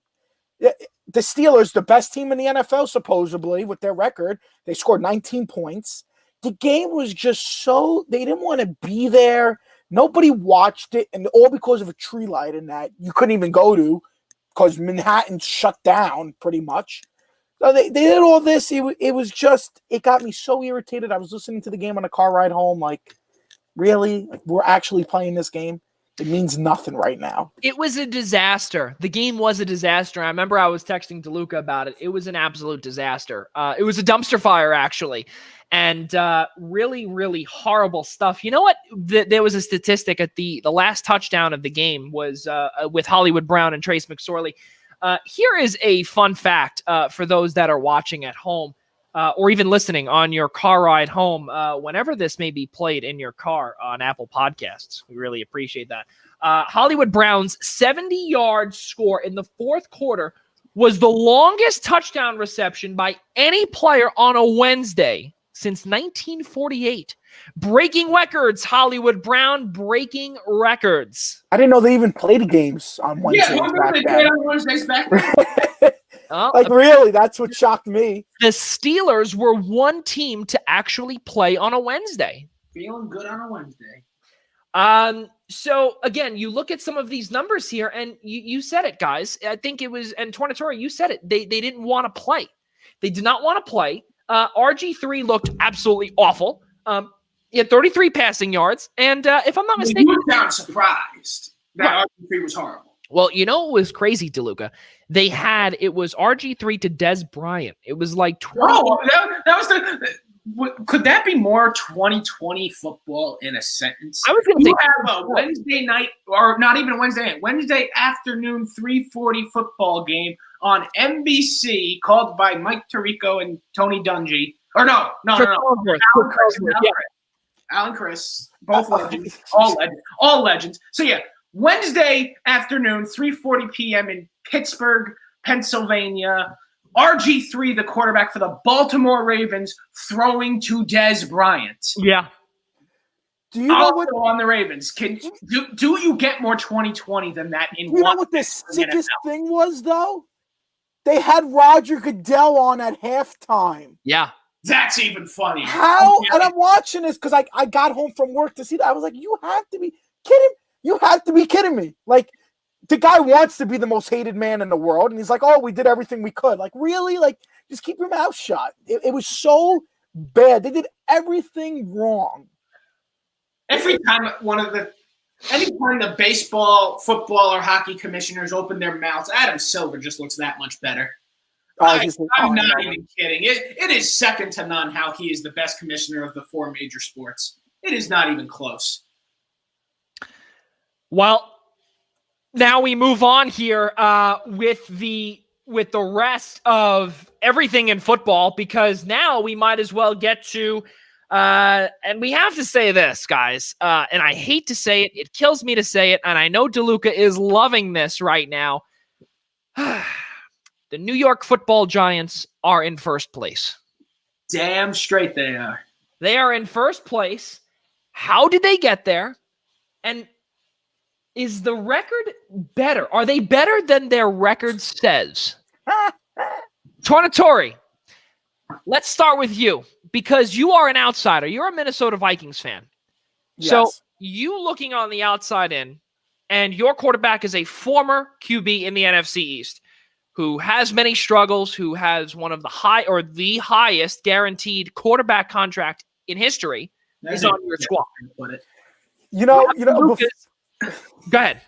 Before we go any further, before I answer that question, Kirk Cousins gets slept on. He does. He is the best passer rating in the fourth quarter in the NFL. Since week 8, he's probably in the top 3 best quarterbacks behind Mahomes and Watson. And that's all backed up by stats. As you could see when I post my next Vikings article, you'll see it in there how really, I don't want to say he's the greatest quarterback, but he's not as bad as people say. But as an outsider looking in from this, I don't know how you're an Eagles fan, because I thought being a Vikings fan was hard. That's being hard, because when are they going to get rid of Carson Wentz? It's over with. You have Jalen Hurts. Just try. What's the worst that could happen? Let's stay on topic, Tornatore. I can't. I can't. I think the Giants are going to win. Get to the Eagles, I'm sure. I think the Giants are going to win the division. As do I. And that's with Colt McCoy. Like, the year's going to end with Colt McCoy, Joe Flacco, Alex Smith, and Jalen Hurts or Carson Wentz's quarterbacks. We've never seen it. And possibly Ben DiNucci. No, not actually. Ben DiNucci. I sold his rookie card when it was very high in price, and then it went drastic. Look at you playing doing that nice of a job. So listen, I think the New York Football Giants, they're going to win the division for sure. I really do believe it. I do believe it because they don't. I think that their defense is so underrated. It really is. And Logan Ryan should be staying there and possibly getting an extension. Yeah, I want to say that. I will say that. You would say that? I will say that as the community Giants fans. Extend Logan Ryan yesterday. Extend him right now. Extend James Bradbury right now. Extend everybody. Just keep him.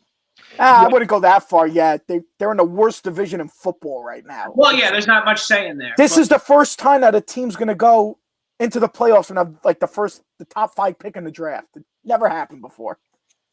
Well, yeah, they automatically have to pick 19th, and that's if they lose in the first. And they're hosting a game. That doesn't mean much with no fans, but still, it's interesting that this is where we're at, because the Giants are not a good team, but they've been more competitive in games than any other team I can think of in games that they've lost. This is a 4-7 team that could easily be an 8, based on final scores and based on just how the fourth quarters went, they could easily be 8-3 as well. Or they could, their last 7 games, the last 6 games, they're 4-2. They started 0-5, so they're 4-2 since then. They could easily be 6-0 since then. Very easily. They could easily have just the way they played. Because also before this little win streak started, those 2 losses were by 1 point and 3 points.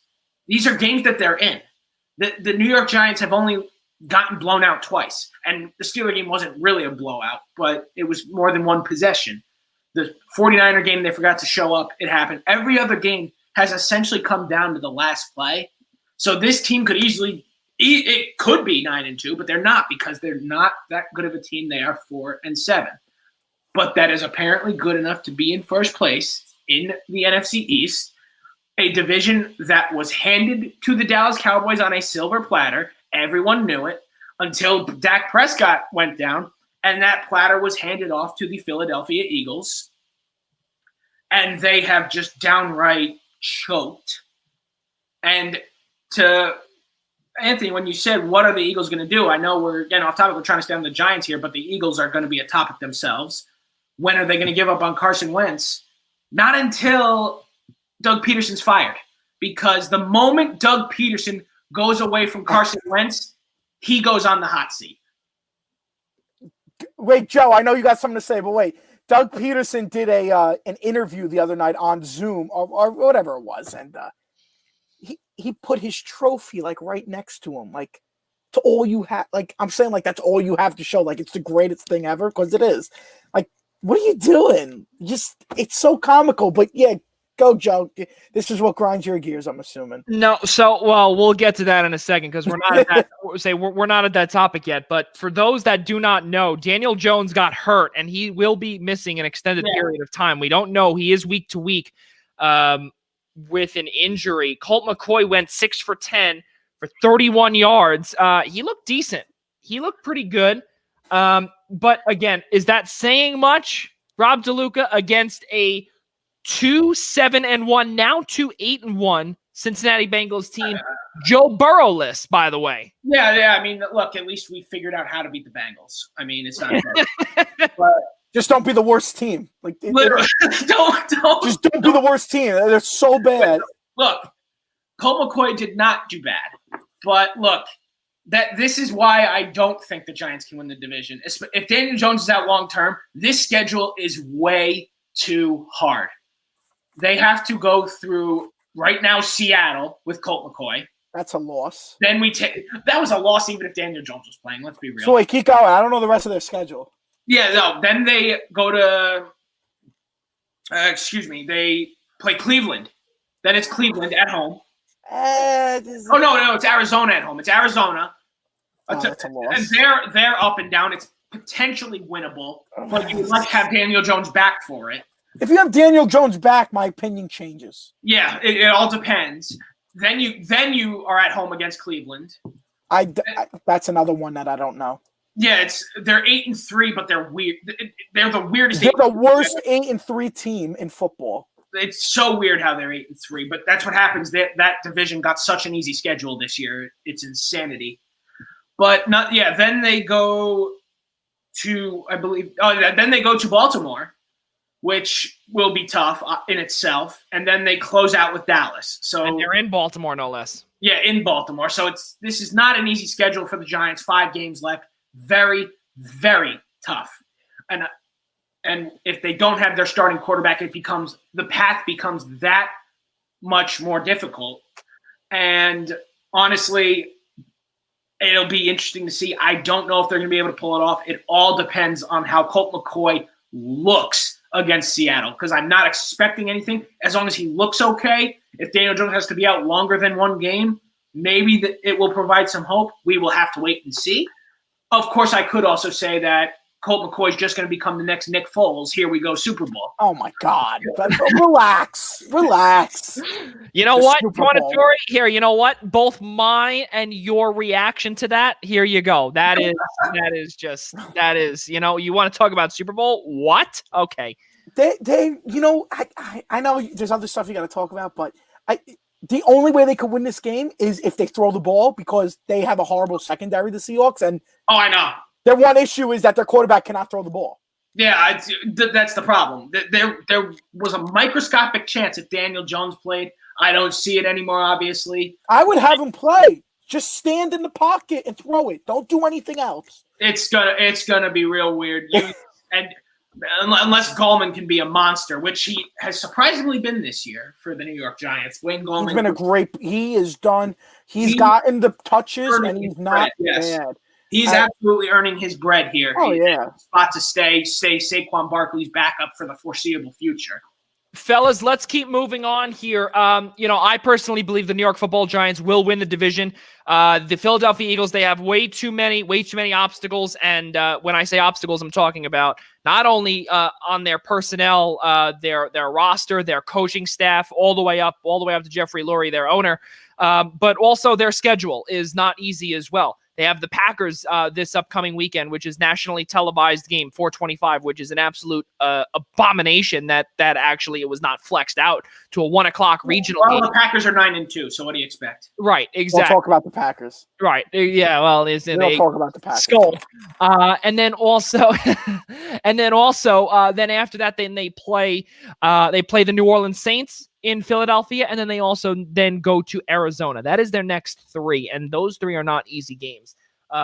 So that is, like I said, let me tell you something. As embarrassing as that tie against the Bengals is, that's going to come up very important. Because the final 2 games are Washington and Dallas. Yeah. So, and you know what? Anything could happen, but you saw that Dallas team whip the Vikings with Andy Dalton, and Dalton's he's not a bad quarterback. It's just, the entire team is just bad. He's an old quarterback who just played on bad teams for so long. He doesn't know what it's like to have all these weapons. Yeah. Now, let's keep moving forward. Minnesota Vikings lead writer for the Eastern Observer for us, Anthony Tornatore. I want to start off with you with the Minnesota Vikings. This past weekend, they pulled off a 1-point victory over the Carolina Panthers. They had 3 giveaways, they were the first time since week 13 of 2010 to have 3+ giveaways in a single game and win. Talk about that game against Carolina and what that does as they are now 5-6, and talk about the horrid start that they had and how they have completely turned the page from the beginning of the season. It's ironic because when you think of giveaways, you think of interceptions mostly. Yeah. Kirk Cousins has thrown 1 interception since week 8. And the Vikings they're in the top 5 in most giveaways. It's all fumbles. They fumble the ball a lot. Dalvin Cook has had fumbles in back-to-back weeks that he's lost. But the team they've come around, and it's because of their coach. Mike Zimmer is a hell of a coach. He deserves all the credit in the world, and I don't think he gets enough of it. He lost his entire defense. He lost people that didn't want to play due to COVID. He lost players that were traded, lost players that got hurt, and he's taken a bunch of rookies, Jeff Gladney, 2 years guys, Cam Dantzler, and he's turned them into decent players, and that's what his strength is, his defense. On the flip side, you have, besides Derrick Henry, the best running back in the NFL. There's nothing you could tell me otherwise, and I'm not just saying that because I'm a Vikings fan. He leads the league in rushing touchdowns or scrimmage touchdowns. He has 1,100 rushing yards, and when he's healthy, he's one of the best players in football. But how they turned it around is they got angry, and the Vikings are a dangerous team when they're angry and when they got embarrassed. And they woke up, they beat the Packers. That was their first game they won, and everything else went to the moon, and they have a real shot at making the playoffs now. Arizona's in front of them by 1 game, and Arizona plays the Rams this week. So the Vikings could be looking at the second wild card spot in about 55 hours. It's crazy, I have to tell you, because as you did bring up that they're going to play Jacksonville, and most likely they'll be heading to 6-6. I have to say this. They had Yannick Ngakoue in the beginning of the season, right? Mm-hmm. And then they traded him to Baltimore because he was literally invisible on the field on the opposite side of Danielle Hunter. And it simply did not work. Then you had Anthony Barr, who then went down. And now the only guy that you have in the linebacking core that really makes a big difference there is Eric Kendricks. And in the back as well, Harrison Smith has done a fantastic job anchoring that secondary. They've all stepped up. Sorry? They've all stepped up. Yeah, they have. And they've had to, especially because of a defensive line that really has been non-existent, as well as a plagued linebacking core.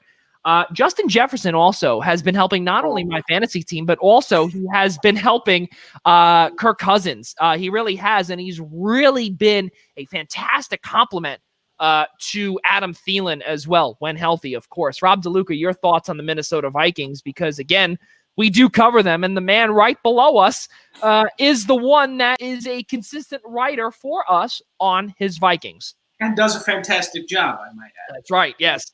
But it's going to be close. Look, it's going to be real tight. The Vikings are coming on after what can only be described as a horrid start to the season, I guess, if to put it lightly. So it'll be very, very interesting to see how the Vikings finish down the stretch. They're definitely on a little bit of a roll. But this wild card, it's going to be very interesting. The Vikings are going to need a little bit of help because the Cardinals are a competent team. So they certainly have the ability to win this game against the Rams on Sunday. And that's just the power of the NFC West. That's just how things have been going lately. Like, that division is a dogfight, and it can literally go three different ways at this point. Yeah, the Cardinals have I don't want to say they have a tough schedule coming up, but they play the Rams. Then they travel to New York to face the Giants, the Eagles. Then they come back to the West Coast, 49ers and the Rams. So, you know what? None of that's a guarantee. None of that's a guarantee. None. I would only say that if I had to, I would think they would go 2-3. Yeah, and maybe. I'm being generous. Sorry, Joe. Sorry, Rob. I don't think you guys are beating them. I just think it's very possible we don't. But and the Vikings schedule, it's not possible for the Eagles to lose. It's a definite that they're going to lose. and then you got the Vikings, who they face a Jacksonville team that's lost 10 in a row. Then they travel to Tampa Bay to face the Buccaneers, and we know how. And I don't think we're gonna. I'm not gonna jump out and say, "Oh, we're gonna beat the Buccaneers."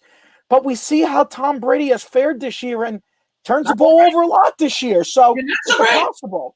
Yeah, the great one, the GOAT, has not been so great this year.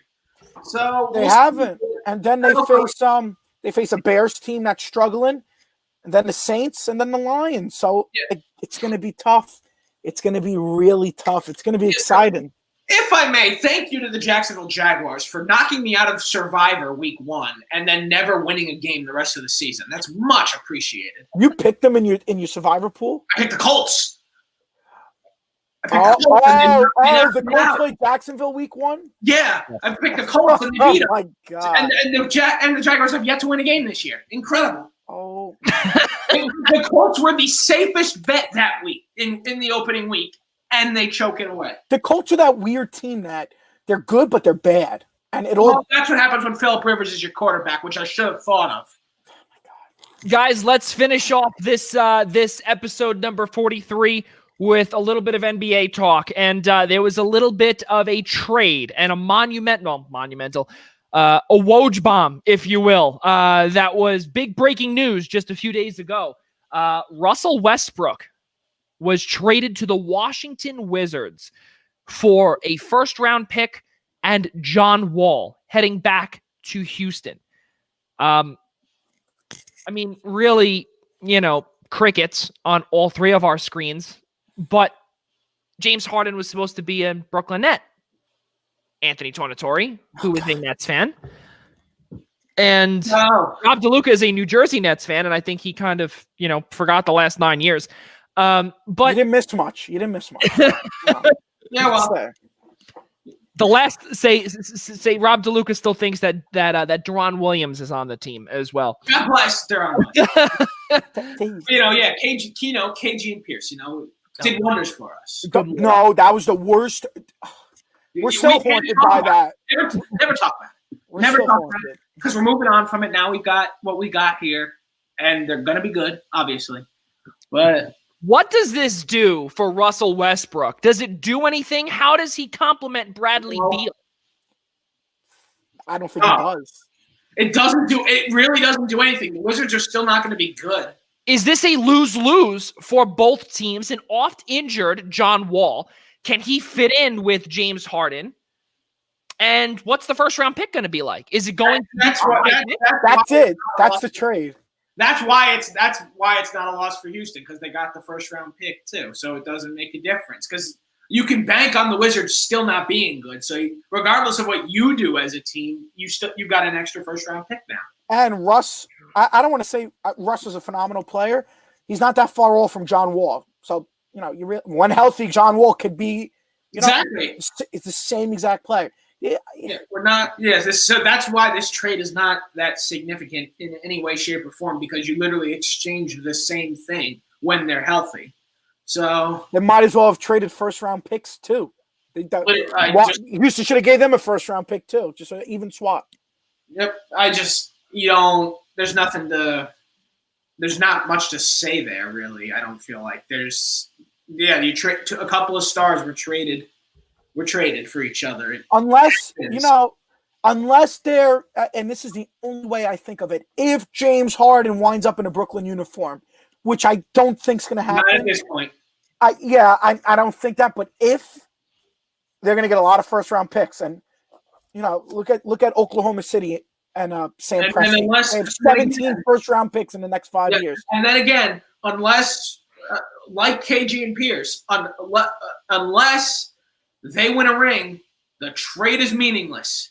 Oh yeah, that was the point of the KG Pierce trade. That would be the point of a Harden trade, is to get the ring. And if that doesn't happen, you blow it completely. But you'd also have a younger Harden. Harden's much younger than Paul Pierce was. That's true. That's absolutely true. You get a great player, but if you don't win the ring, you have to give up all these picks. What is it worth then? The future's tarnished again. So that's why I was thrilled when they overpaid Joe Harris, because it pretty much ensured that James Harden will not be coming to Brooklyn. Joe E. Buckets. Yeah, that is very true. Fellas, let's conclude the show.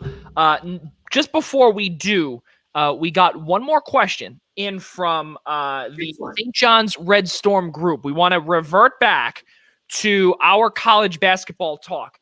And Alan Charles, if you're watching, another one from Prescott, Arizona.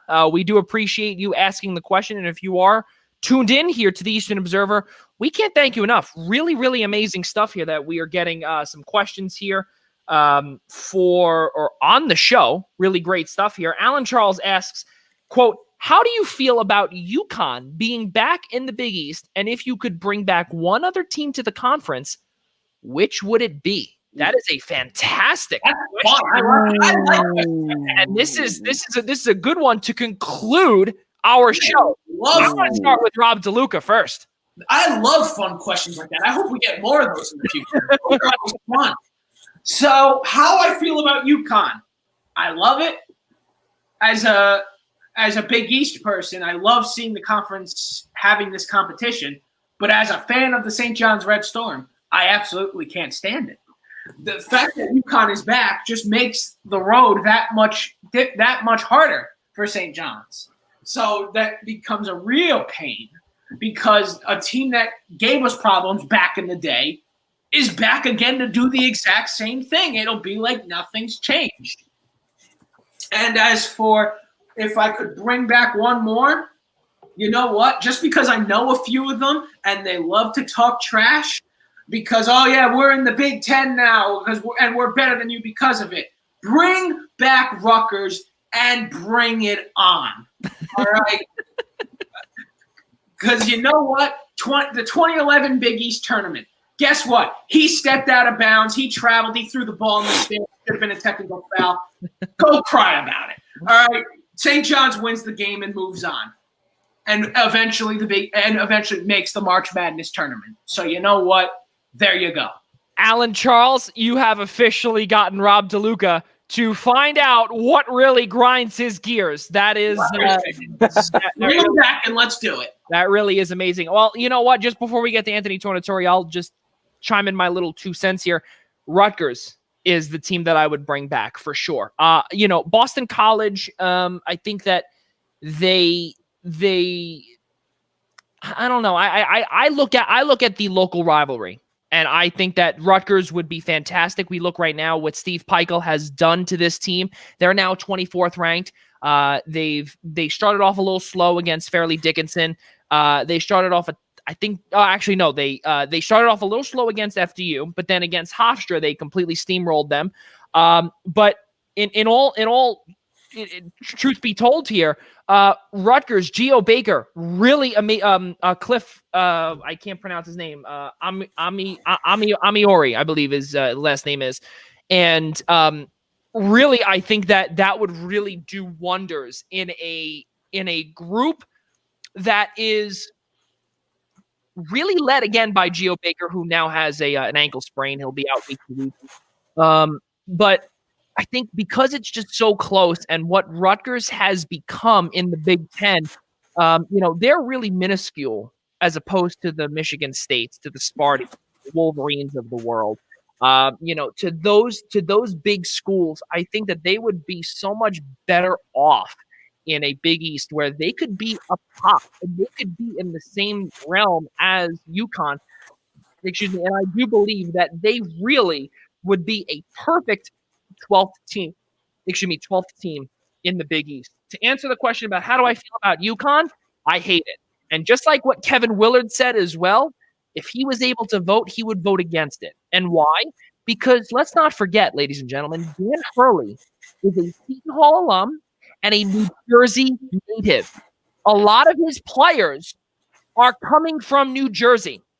A lot of the recruits and his spots to recruit are from the Garden State. And now that hurts not only Rutgers, because they're also in the Big Ten as well, but you're going to see that effect now start to hit Rutgers, but it's going to hit, most of all, it's going to hit Seton Hall, because that is a school in New Jersey, and that's what I see.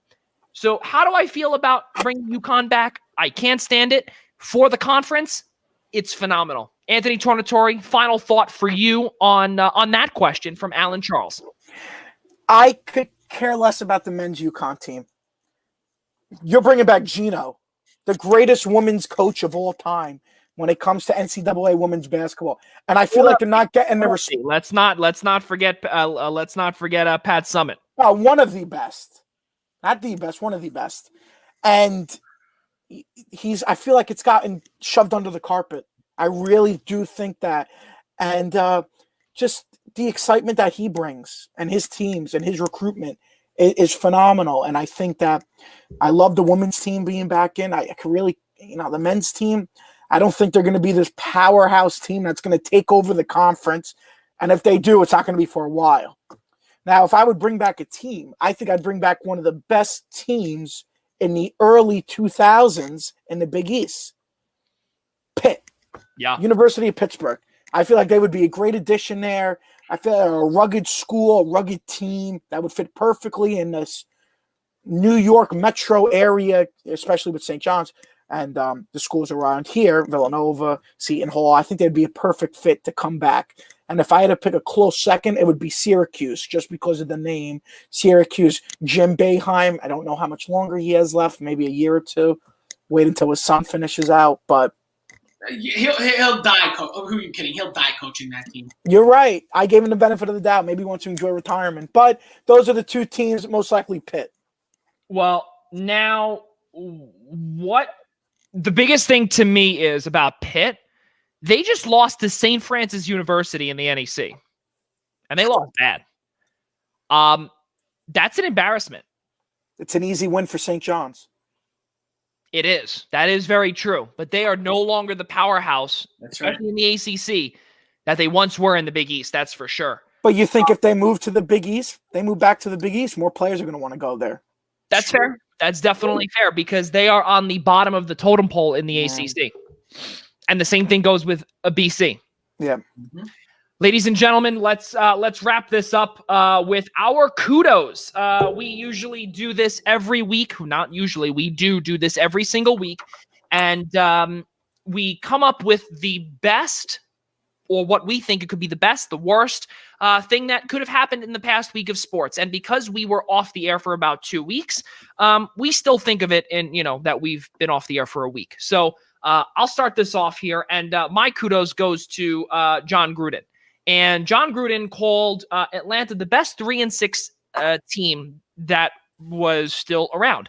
And only to get spanked by Atlanta 45-6. So to me, that says that he waved the white flag before they got on the plane in Las Vegas. You don't even show up. That is horrendous.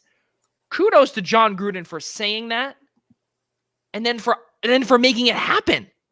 They made it happen. The Atlanta Falcons had John Gruden eat his words. Kudos to the Las Vegas Raiders for not showing up and for making Derek Carr another meme. Good stuff there. Rob DeLuca, your final kudos, or your kudos.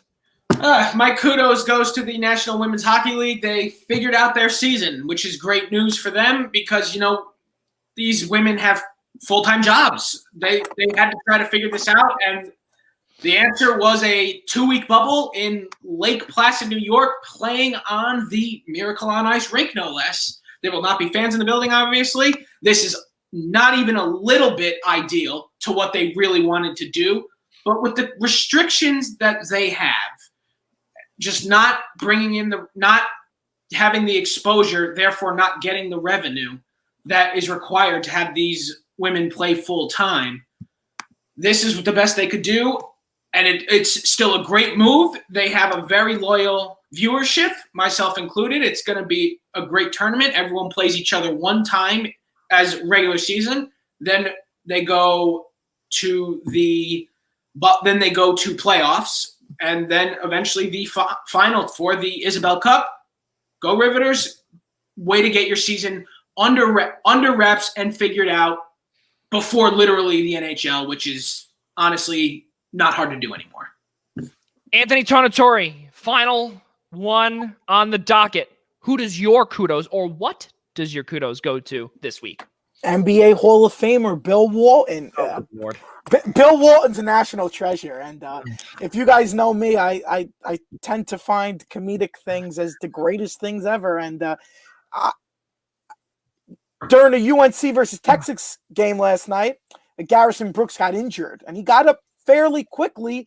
And before he could get back up, Bill Walton said he's getting up quicker than Nate Robinson did. So, and you think of a serious event, the kid could be hurt, and then there's Bill Walton, and we've heard Bill Walton do this before, and that's my kudos goes to him. Just a national treasure. We have to protect him at all costs. If there's a bomb that comes, we have to protect him. We don't have to worry about anybody else. Bill Walton is the number one guy to protect.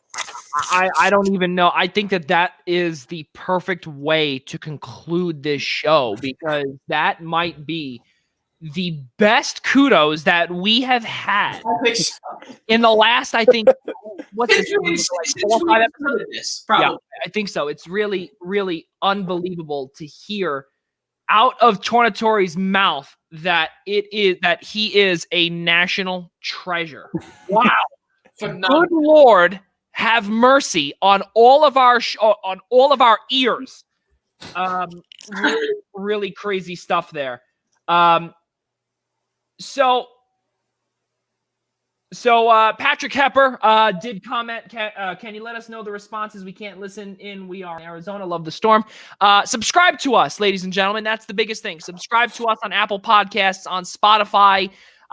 Please do that also. And also subscribe to us on Google as well.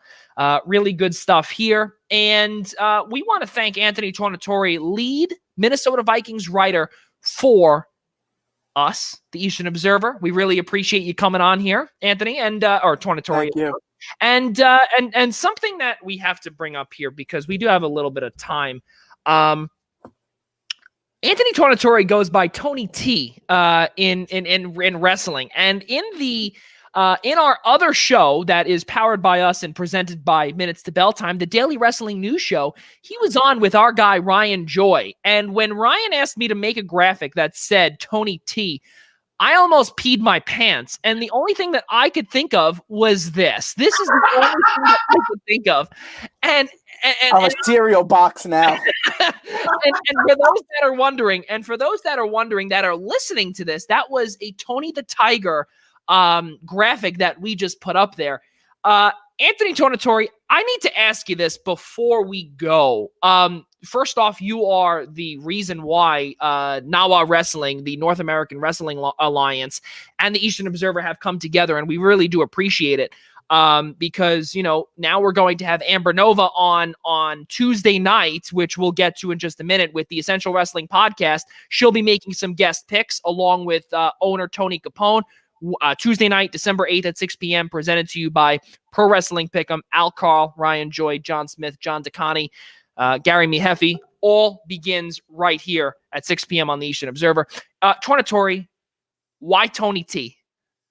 I didn't pick it. He picked it. I don't know what I would pick. A lot of wrestlers, they change their names, and a lot of the broadcasters do too, so it sounds more TV. And Anthony Tornatore is a very long. It's not quick to the point. That's fair. So, he said it one day, and it's not like I've never heard it before. That's what people call my dad, and so I guess it's I don't know. Maybe I'll come up with another name. A cooler one, but we'll start with this one and we'll work our way. That is too funny. Ladies and gentlemen, let's continue our paying the bills here, if you will. Just to once again bring up Black Cats NYC, their newest album, Free Cake, did come out on November 13th, 2020. There's many, many good songs. You did hear at the top of the open for our show. You did hear Dirty Little Hipster, which is a part of that album. Listen to it on Apple Music, Deezer, YouTube Music, Amazon Music, SoundCloud, Pandora, and Spotify. Also, tomorrow morning, ladies and gentlemen, at 11 a.m. Eastern Time, as we alluded to earlier, our partnership with the New York Professional Scouts Association continues as we go with episode number 33 of the Scouts Minute. And that is going to feature former area scout and Latin American supervisor for the aforementioned teams, Mets, Brewers, White Sox, Cubbies, and the Red Sox, Dan Monson. He is the one that signed infamous pitcher Heathcliff Slocum. He is the one that was traded from Boston to Seattle in the horrendous deal, 2-for-1, Derek Lowe and Jason Varitek. That is the scout to sign the aforementioned Slocum. That will be tomorrow morning at 11 a.m. Eastern Time right here on the Eastern Observer. Really cool stuff there. And also, for those that are wondering about the Essential Wrestling Podcast giveaway, yes, we are the ones that are doing that here. The Essential Wrestling Podcast and the Eastern Observer have teamed up with Sidelines. It is a wrestling memorabilia store out in the Commonwealth of Pennsylvania near Stroudsburg. And we have teamed up to give away a Jim the Anvil Neidhart, if that's correct, the pronunciation, Tornatore. Yep. Jim the Anvil Neidhart, 8.5 by 11 signed photo, as you can see just to the left on the screen. There are some rules and regulations on how to do it and how to win. So on Tuesday nights, search I-95 Sports Network on YouTube. Join our channel by clicking subscribe, and be sure to turn on your notifications by clicking the little bell there, because we don't want you to miss a show. And also, while you're watching the show, give us a little bit of comment and give us a little bit of love here. Join the conversation with Al, Ryan, and the guys, and add the hashtag EWP Anvil. EWP Anvil is the way to go, ladies and gentlemen. So please definitely do that. If you would like to win a signed Jim the Anvil Neidhart 8.5 by 11 graphic. Am I able to participate? You are not able. Actually, you are able to participate. I met him already. He's such a great guy, and rest in peace to him. He was a hell of a guy. His daughter is actually a wrestler in the company now. Well, really, really good stuff there. And also, as we did say, and just to finish off our podcast here tonight, we said it at the top. This is something that we really appreciate, not only from Anthony Tornatore, but also from North American Wrestling Alliance's owner, Tony Capone. Excuse me, Tony Capone. We're going to have on the Eastern Observer and the Essential Wrestling Podcast, Amber Nova, really amazing wrestler. December 19th, guys, is going to be the Jingle Brawl that Anthony Tornatore will be down there. He will be the play-by-play broadcaster for on Fight TV. Really cool stuff there, Tornatore. That is also, all of that information is on our website, theeasternobserver.com. Tornatore, give us a little bit of a background of what you're going to be doing down there, and give us a little bit of a preview of December 19th as well. So I'll be a play-by-play broadcaster with Tony DeVito down there. It's going to be a hell of a show. It's the reboot of the NAWA. They've been out for a couple of years, and they're bringing it back, and it's going to be with a bang. We just announced Amber Nova will be facing Lindsay Snow for the NAWA Women's Championship, and Lindsay Snow has been on AEW these past 2 weeks.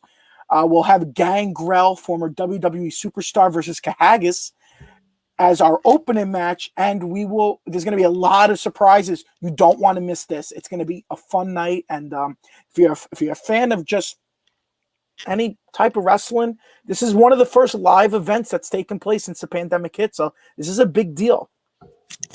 Well, really glad to hear that our partnership continues, as well as Anthony Tornatore's trip down to the great state of Florida. It's going to be a ton of fun, I'm sure. Our very own Ryan Joy will be there covering it, and I'm sure Anthony Tornatore and Ryan Joy will be meeting up there as well. Going to be a lot of fun. Ladies and gentlemen, for one final time, Rob DeLuca, Anthony Tornatore, and for all of us at the Blackjack Media Group, I'm Joey Jarzynka. We'll see you next time.